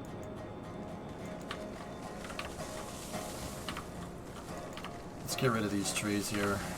They would have cleared around the area around the mine. You know what I was thinking about doing? I was thinking about using groundwork to make roads, and then planning my railroad route off of that. Now the reason why is because, well, they didn't just make an iron mine out here for, you know, like, oh, okay, let's make an iron mine. Like, okay, I might be overthinking it, you tell me. See how there's, like, bricks and stuff? That means there would have been a path to this. There would have been, like, it probably would have been a horse and carriage because the car doesn't exist, right? Probably would have been a horse trail or horse and carriage covered wagon trail up here or something. Maybe not covered wagon, but you get the idea, right?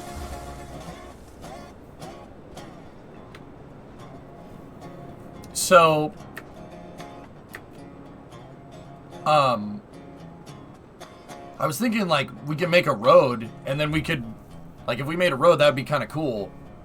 There's really no need for it, but that could help us plan out it could help us plan out tracks better.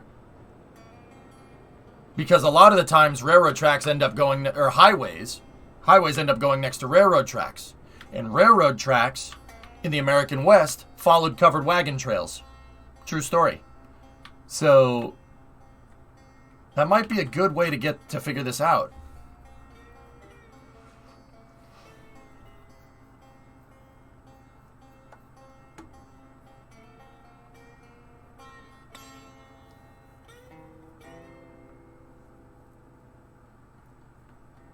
It's a pre-made path. There's a pre-made cut into it, but it goes up a 7% grade, which is kind of dookie. You like that idea, MC? Okay.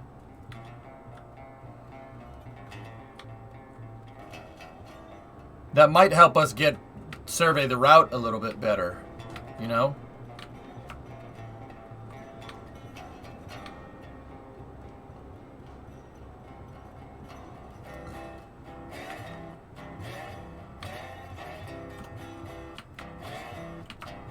Yeah, granted, right? Yeah, the amount of machinery that they hauled up here. Like, and they had to haul that machinery up to build the damn railroad tracks. Wait, so first wagon trails, then railroads, then highways? Yes. Dude, look, I'll show you. I shouldn't have X'd out of the topographical map, but here.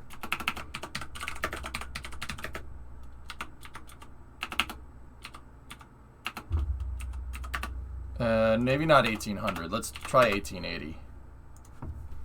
So, the wagon trails, check them out.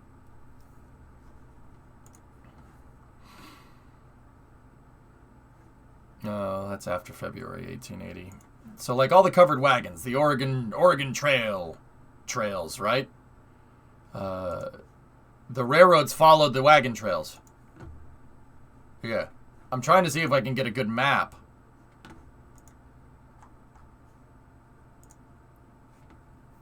Let's just, you know what? Let's just go Oregon Trail map.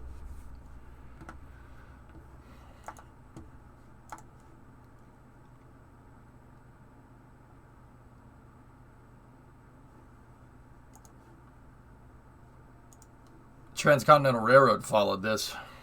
Actually, Transcontinental Railroad went a little bit south of that. But you get the idea. See these trails down here? Okay, here's a good one. No, that's not. I gotta find the right trail. Long story short, Route 66. Oh, actually, yeah, see? A lot of the interstates ended up following almost the same thing. Route 66 is a great example. Yeah, see, the California Trail. The Transcontinental Railroad follows that. Or the first railroad that basically linked east and west follows that trail. See that? Because they met in Promontory Point. They met in Utah, right there.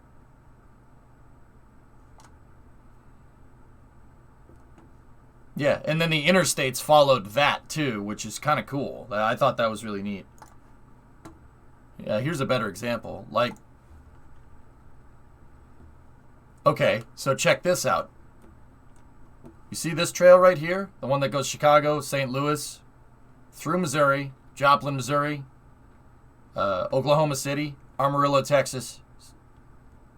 You see this? Santa Fe, Flagstaff to Los Angeles. That's Route 66. It's based off of wagon trails, dudes. Which is inherently based off of railroads. The railroads followed the wagon trails, right? And then the freaking highways followed the train tracks. Yeah, pretty neat, huh? I learned that when we were during Route 154, believe it or not. When we were driving across the country, Bremo and I had like a thing about different things about Route 66, and I noticed that every single one of them was like, oh yeah, Route 66 followed the train tracks. And then I was just thinking to myself, I'm like, what? Like, okay, I want to build a train track that goes across the entire United States. What the hell should I follow? Like, where do I follow? How do you survey all that terrain? Well, the wagon trails already had it surveyed for you, so you'd want to follow the wagon trails because the infrastructure's already there, right? You can get somebody out there. It's not in the middle of nowhere. It's actually really smart when you think about it.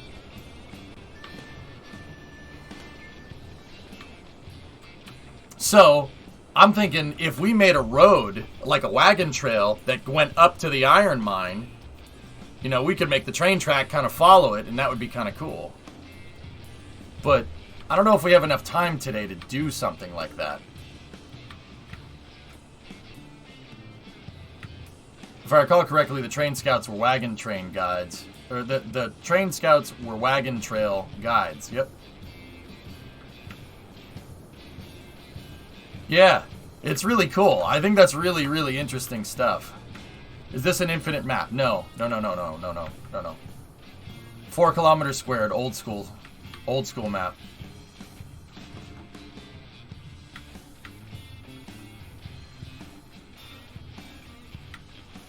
Wouldn't trains follow valleys and low flatlands?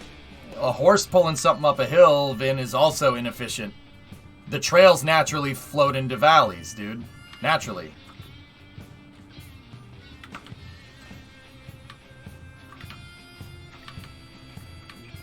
Guys, I see the pre-cut line over there. I don't really want to follow it.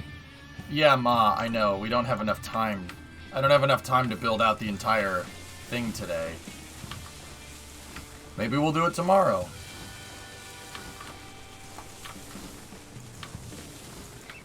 So, like, once again, it might seem like a detour in doing rail stuff, right? But it could, the payout could be a track, well, basically a track that we survey that's like nobody else's track.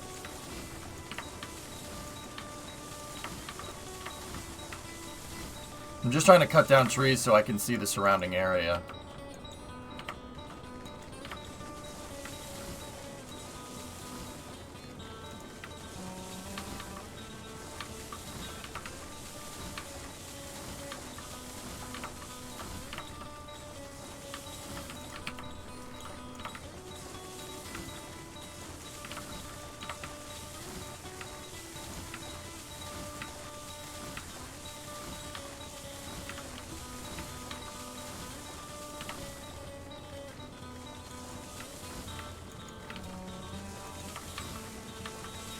I wish we had the wood felling mechanics from Icarus in this. I'm telling you, it would be amazing. Test footage. What's up, Cajun? We watched this live. Where were you? We watched this live a second ago, dude. Yeah, it looked good all around.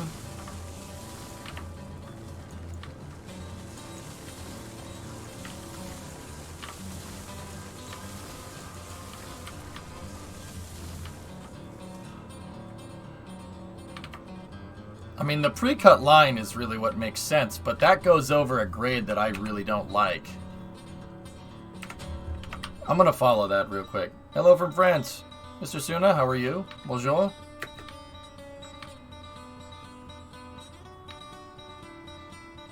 Yeah, imagine, like, Geek, you have to fell the wood, and then you could take the wood and you load it onto a flat car or something. Like, that would be pretty baller.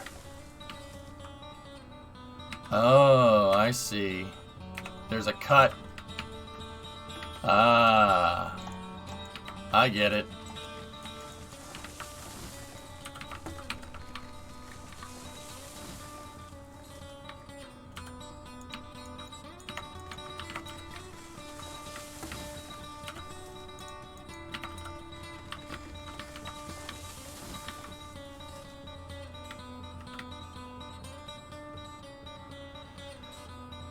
Also, what just happened here is a good reason to have a way to get back up. It continues at that level to the other side of the little ditch. Okay.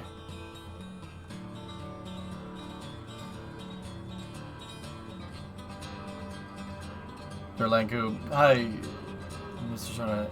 He is my friend from France. Oh, right on. Hello.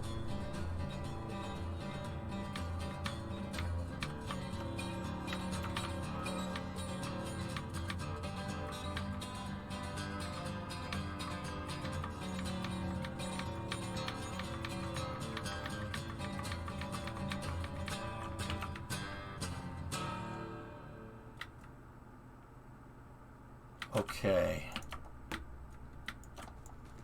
Let me cut down some of these trees. Let me just see. Well, I'm gonna prototype the whole build a road thing, and then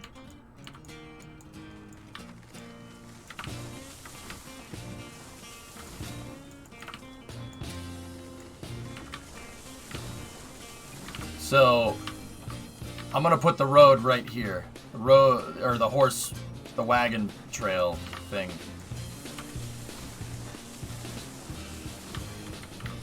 We'll put the wagon trail thing right here.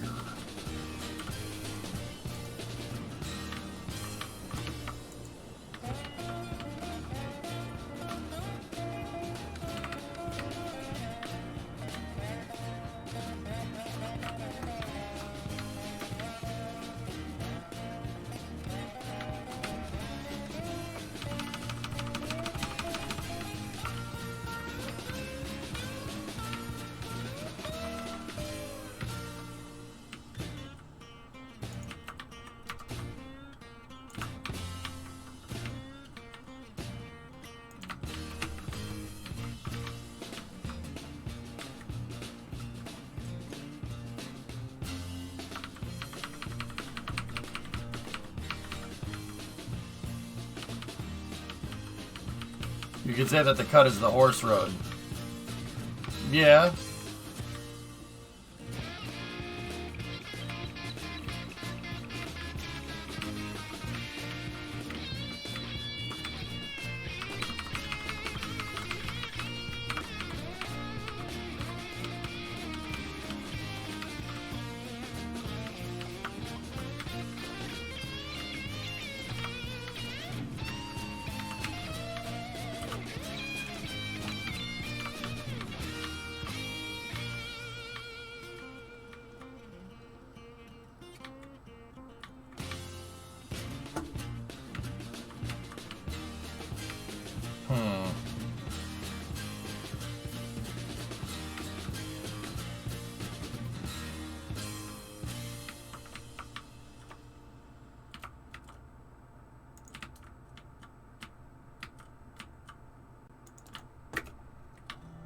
Yeah, they probably wouldn't do something like this here.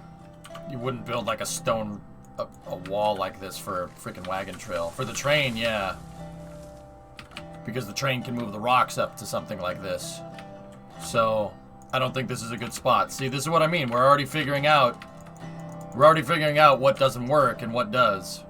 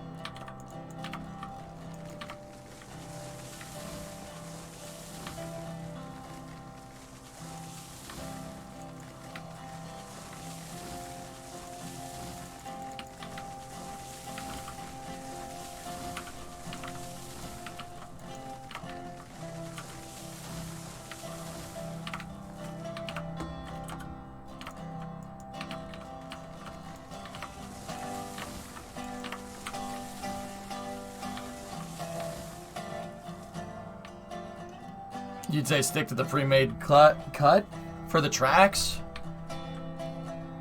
Yeah, the pre-made cut is too much of a grade for my taste. It's too steep. I don't want it. They said it goes up to a 7% grade. No, I want to do 1% grade. Or at least I want to try. I like the challenge of being able to do that.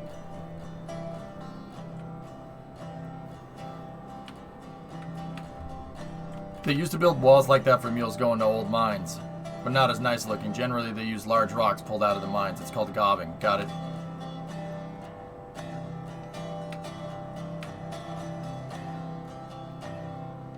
What about the opposite direction?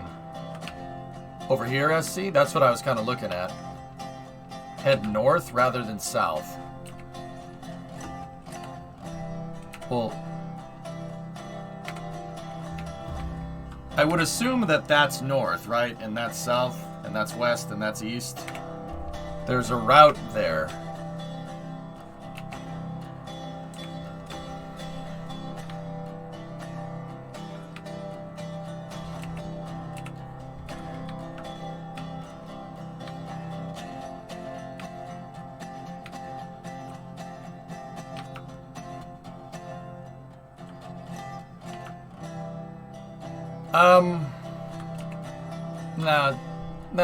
I'm good.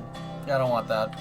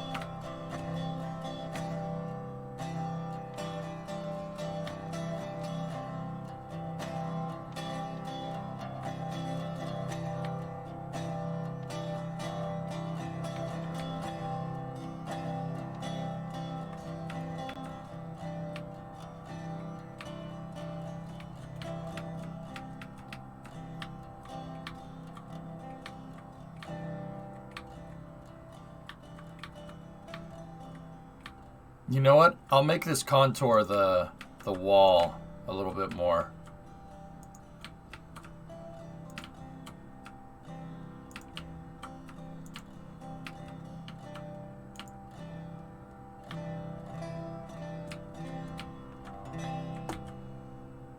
The wagon trail. And once again, this is not going to be the tracks. This is way too bendy for my taste.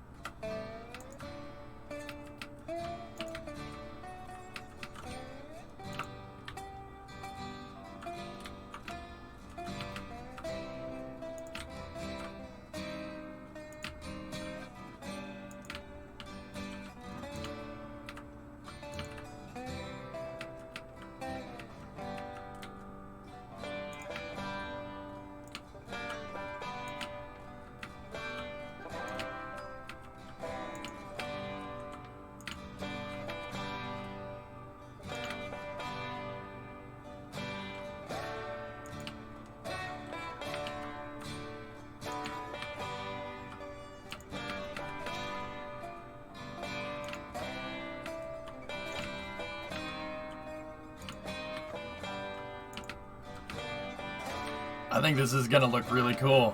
I actually like doing this way. I'm just gonna try to keep the left edge of the groundwork in the ground. Like this side of it, I'm gonna try to keep that in the terrain, and we'll see what kind of route it gives us.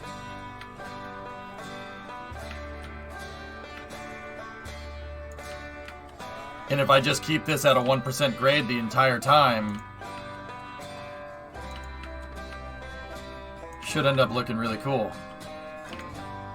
There might be some spots, though, where the groundwork sticks out, but that's okay. I can switch that to stone later. This is just kind of figuring out the path.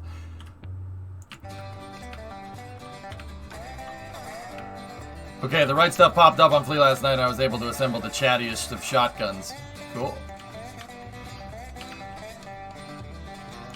Dude, yeah, I don't know, man. Tarkov is starting to push my buttons, dude. I gotta be careful with that game, Sarandra.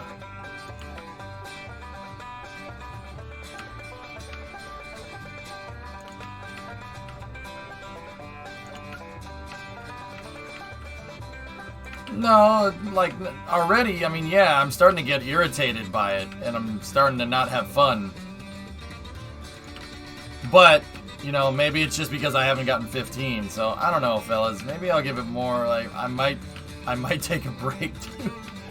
I might take a break because I can already see myself getting pissed off at it, and I don't want to keep doing that.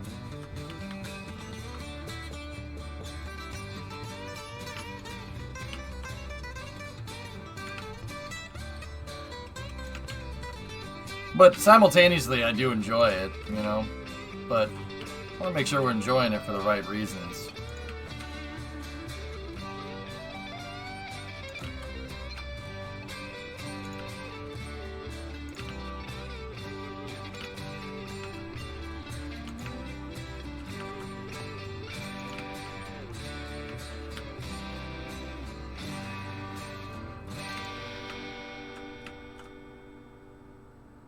That, and I'm pretty sure you guys don't really like watching it, but that's fine.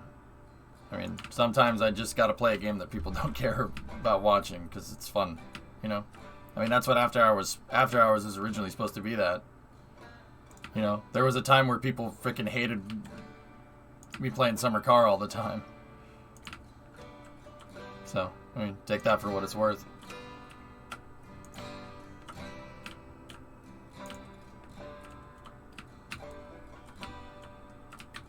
So right now, what I'm doing is I'm trying a little bit of a different meta.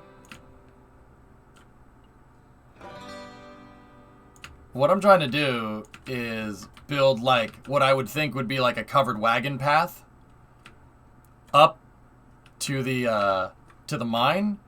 Because, like, the mine just wouldn't pop up out of nowhere. So I'm trying to make, like, a wagon trail up there. And the reason why I want to do that is because building the wagon trail might give us a good idea. It might give us a good idea about how to build, how and where to build the train tracks. Because oftentimes in real life, I said this before, I'll say it again, the tracks, train tracks, especially a lot of old Western train tracks, are built right next, they were built right next to the wagon trails.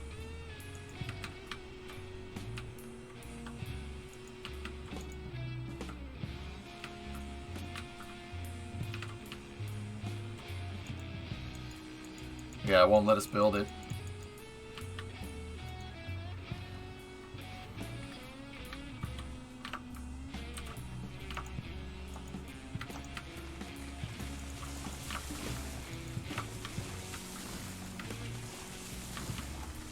Some Red Wagon inspiration. Ah, yeah. Seal and notch. Cool.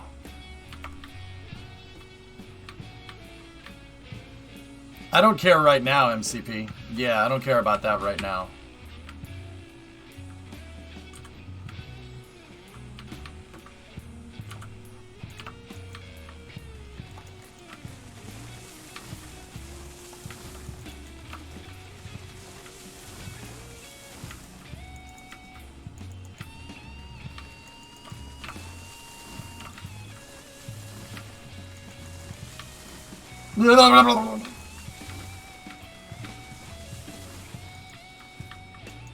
Yeah, the parts where it overhangs like this will fix it.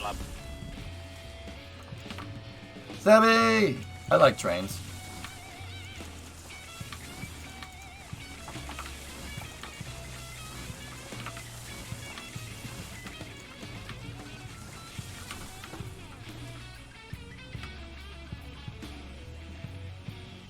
Yeah, see, like this part we're gonna have to, yeah, I'm gonna have to redo some of this.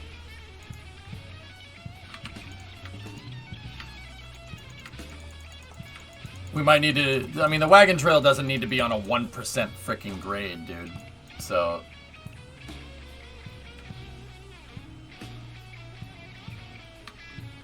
there are parts of the wagon trail that would have probably been a little bit steeper than what a train can go up and down.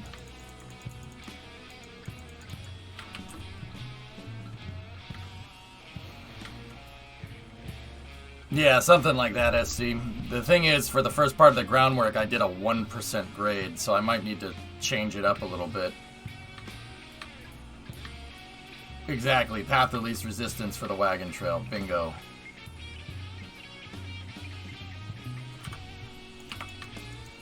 You know what? I'm gonna try this again. See this part right here? Yeah, I wouldn't have done that. Here, though, up until this point, it was pretty straight. Yeah, see? Like, any spot where...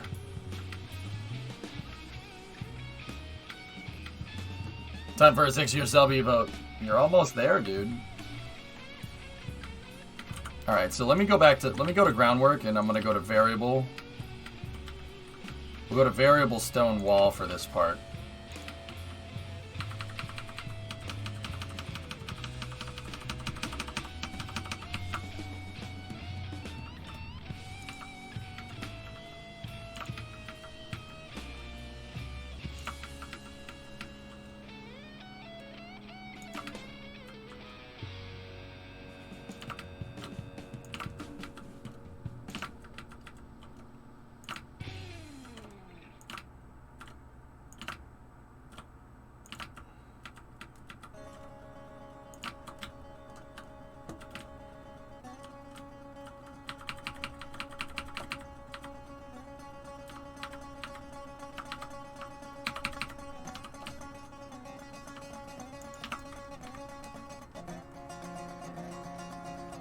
Yeah, Zevi. Yeah, see, here we go. This looks like... yeah. This looks right.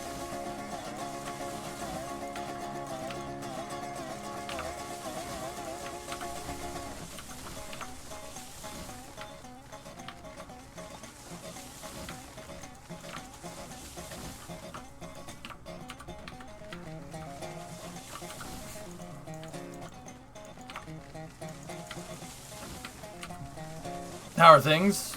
They're just fine. How are things with you? Yeah, I like this. This looks cool. And then you know what would be really sick? Having the train tracks like right here, but building bridges over the trail. Wouldn't that be cool? Yeah, this is the way to do this. This is the way. This is the way, chat.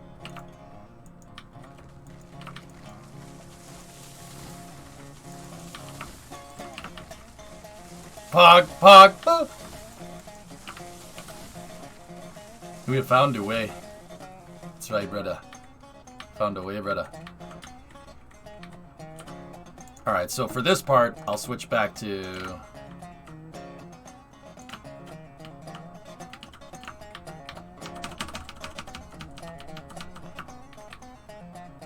I have spoken. I have spoken.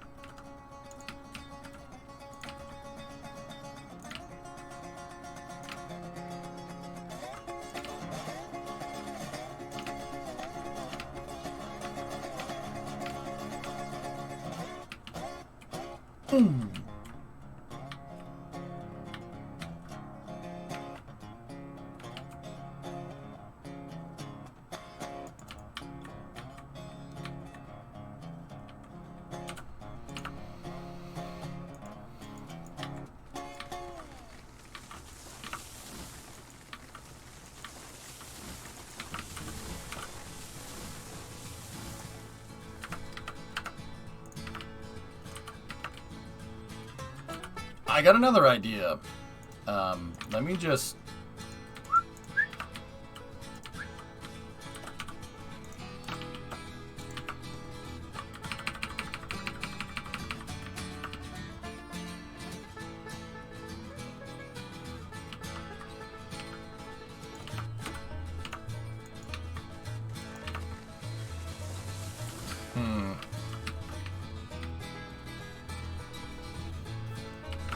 It doesn't really look like a walking bridge, but...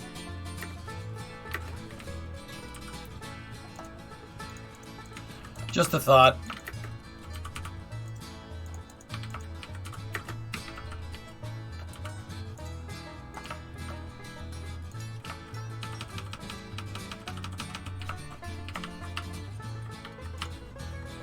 Try the metal one? There wouldn't be a metal bridge for a freaking horse path, dude. At least I don't think.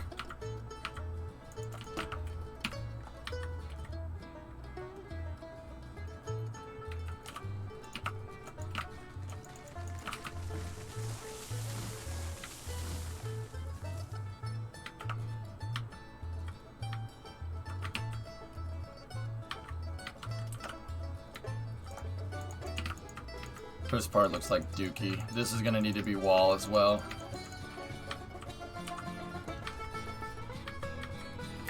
Yeah, you know the game where we built railways? Yeah, well, we decided wagon trails would be better.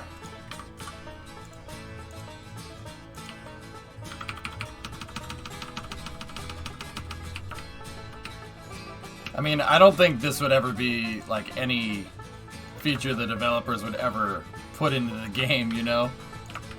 Like, it's not Wagon Simulator. It's Railroads Online, right? Like...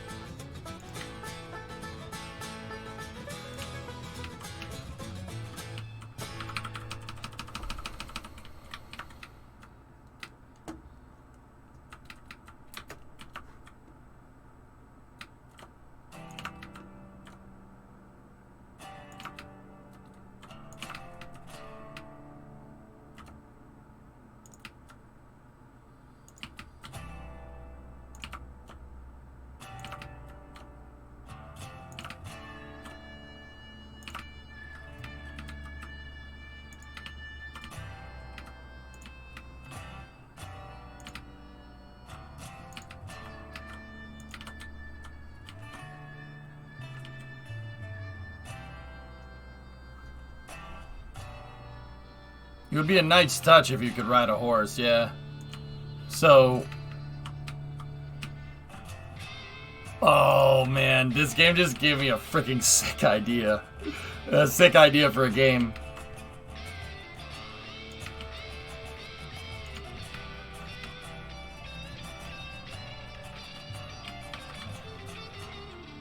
Oh.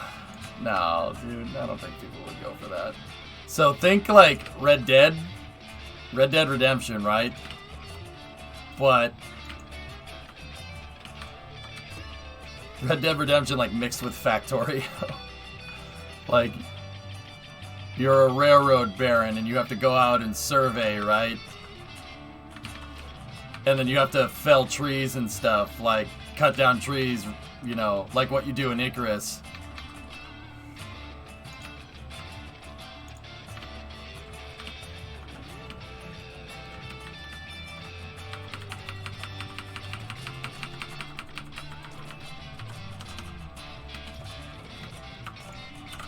Like, you have to cut down trees, and then you build out infrastructure. It'd be like Railroad Baron Simulator thingamajigger.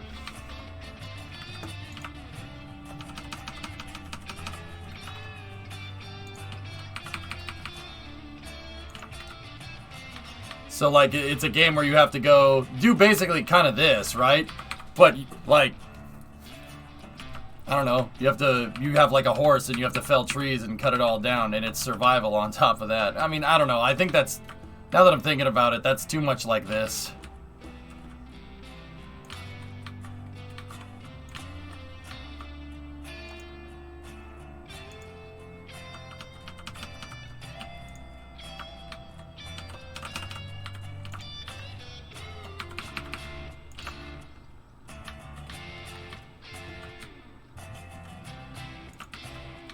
Nah, but like with ours, the map would be like 1,000 times bigger. I'm talking like a procedural generated mother.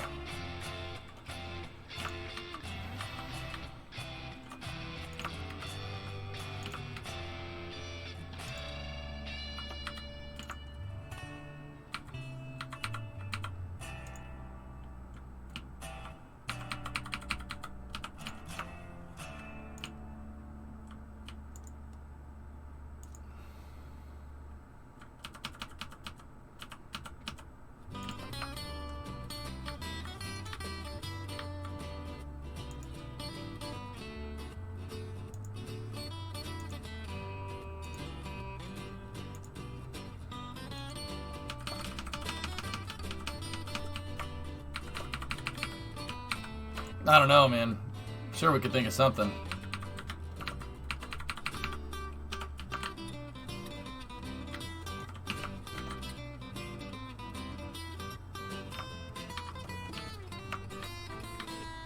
It's 4 p.m. Okay. We can see the... Guys, we can see the,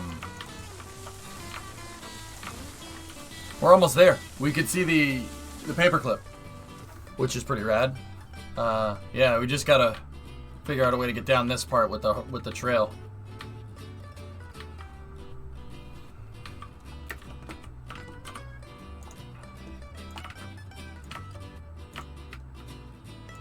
Like, it would be kind of like Red Dead, where you have to, like, eat and drink and stuff. I don't know.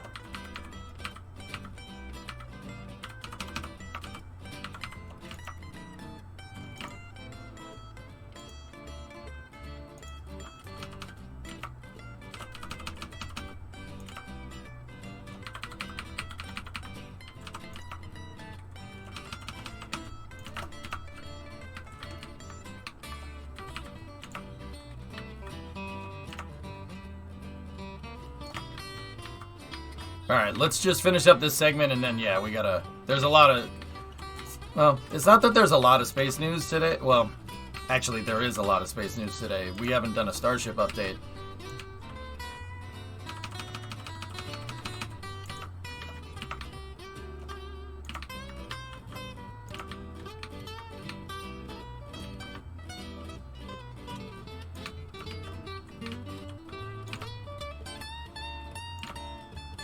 So let's just finish up this route and then,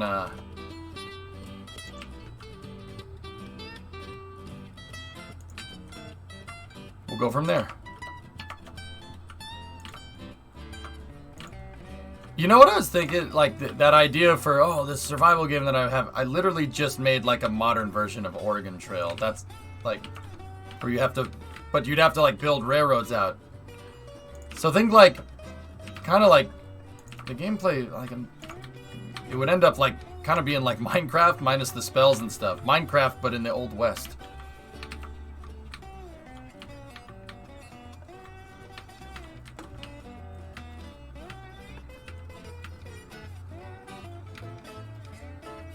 What do you think of my suggestion on having it be set during the construction of the Trans-Siberian Railroad? What?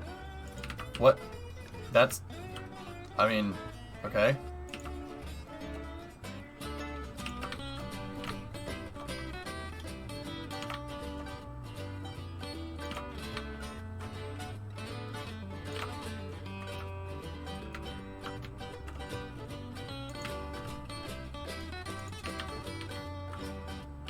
Hey, Envy.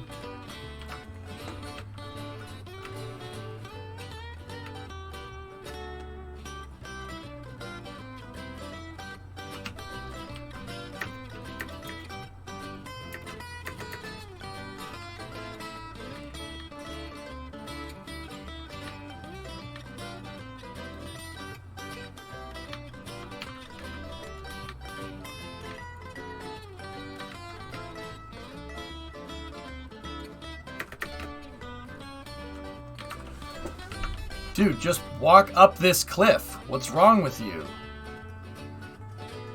Jeez.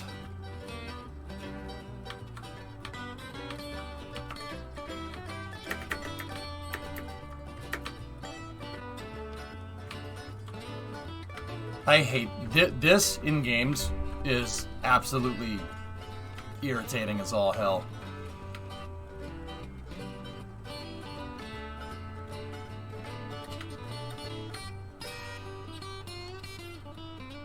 It's not larger than... I don't think it's larger than GTA 5, no.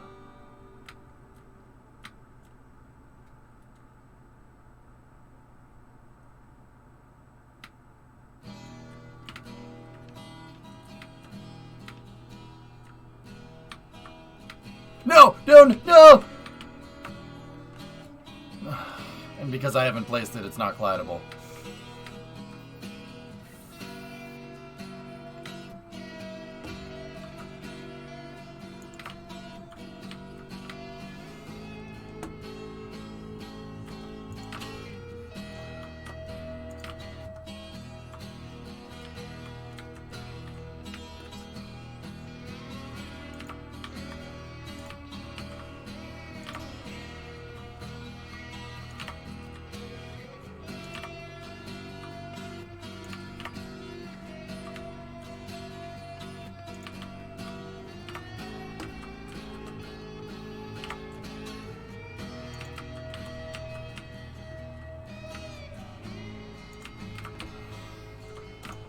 This is not gonna work.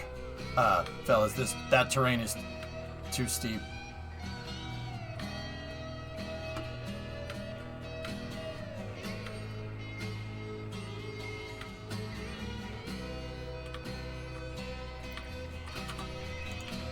I'm not sure if this is the right spot for this, for horse path or something, you know?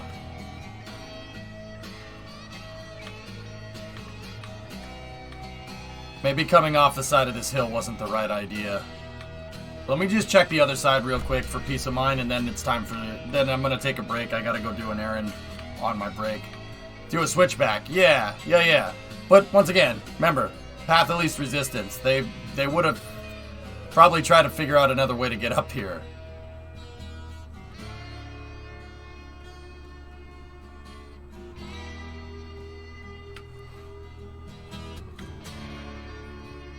Like, see, over here makes much more sense. They would have pathed down into the valley from here. Or at least I think at least that's what I think. So that thing would have circled back.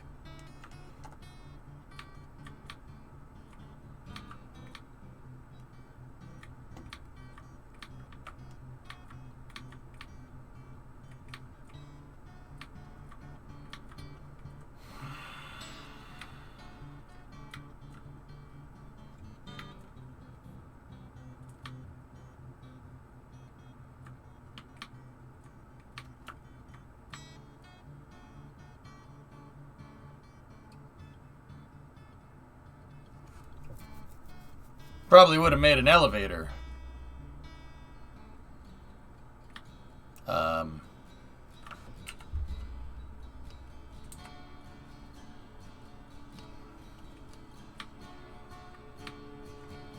Trying to find my trail.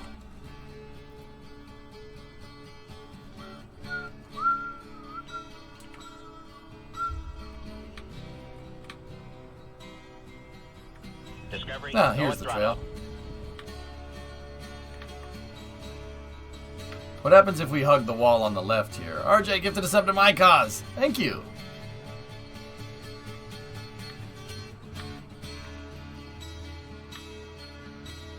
Yeah.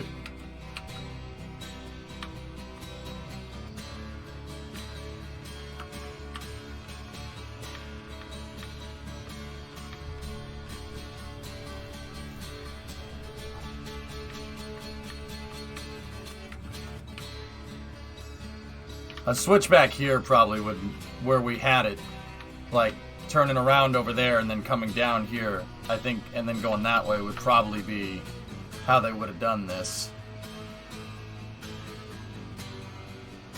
RJ, thanks for gifting a sub, man.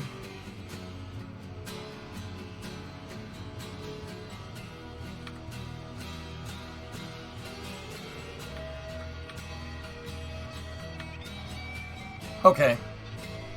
I'm gonna delete when it goes around the corner, the parts that I just made, because yeah, I don't think that would have been right. We gotta find a good spot for it to switch back, though.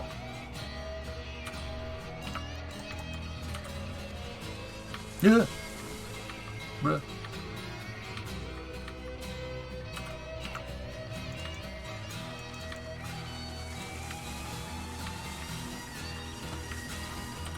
Well, right here.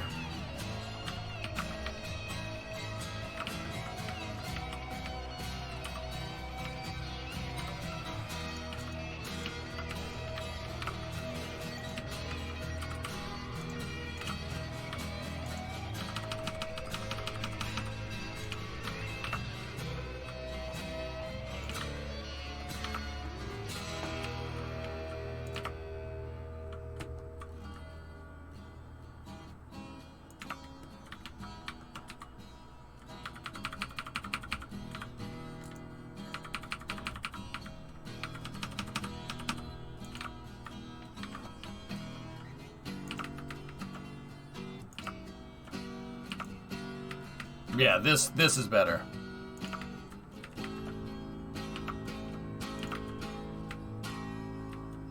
Not by much, though.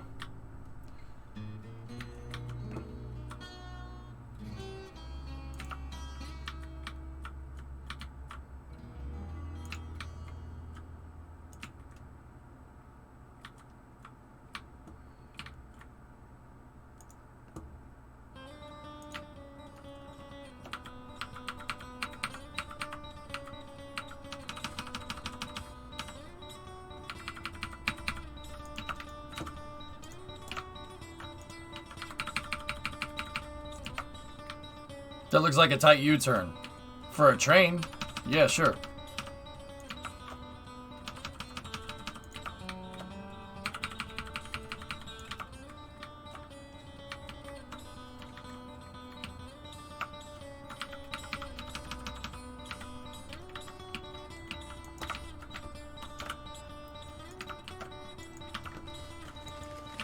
Guys, okay, so I'm trying to do something a little bit different here.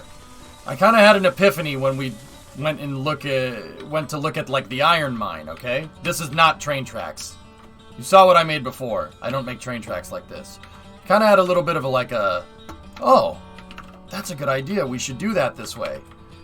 And the idea that I had was that, well, a lot of railroad tracks from the Old West, which is when this game, well, at least I think when this game takes place, judging by the music, right? A lot of railroad tracks from the Old West would have followed a wagon trail or something. So what I'm trying to do is make literally a road or a wagon trail up, or well, down in this case, from the iron mine.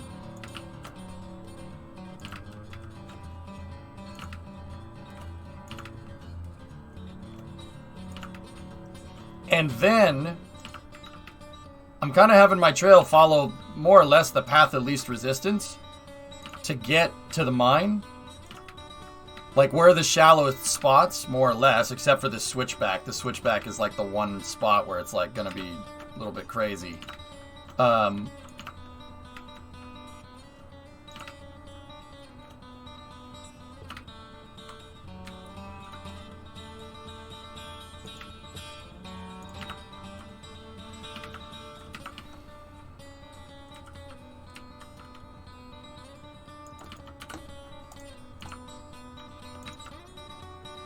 There's so much base news we need to start. Oh. Mocking me. Nice.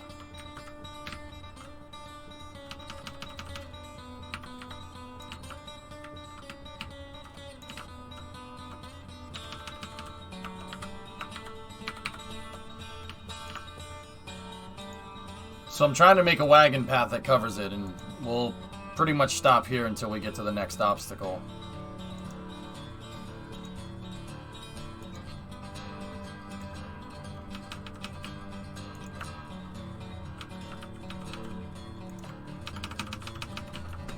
Sir? Yeah. Sir? I know. Do you though? You know? Yeah. Are you sure you know? Because Yep. I don't think you know, sir. I think if you knew, you'd be closed out of the game by now, sir. Sorry, you make me laugh. this is not a laughing matter!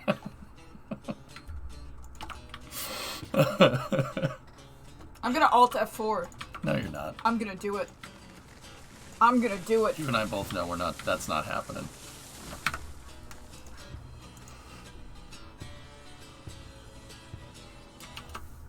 Yeah, you wait until I hit the save button. She looked. You see that? See that? She waited until I hit the save button.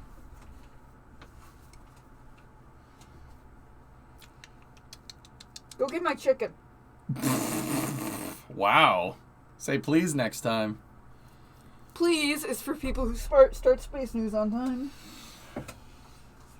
I could just cancel Space News. You wouldn't do that.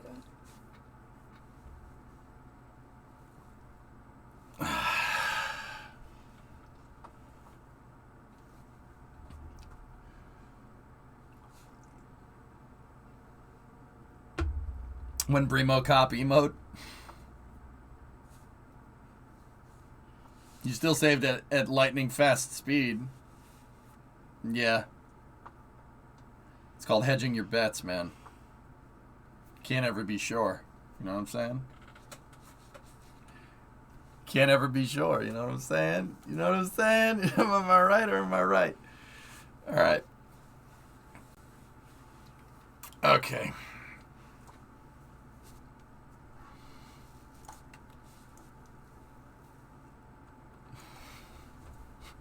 You're looking at yourself on OBS, aren't you? No, I'm looking at you. Yeah, okay. Okay.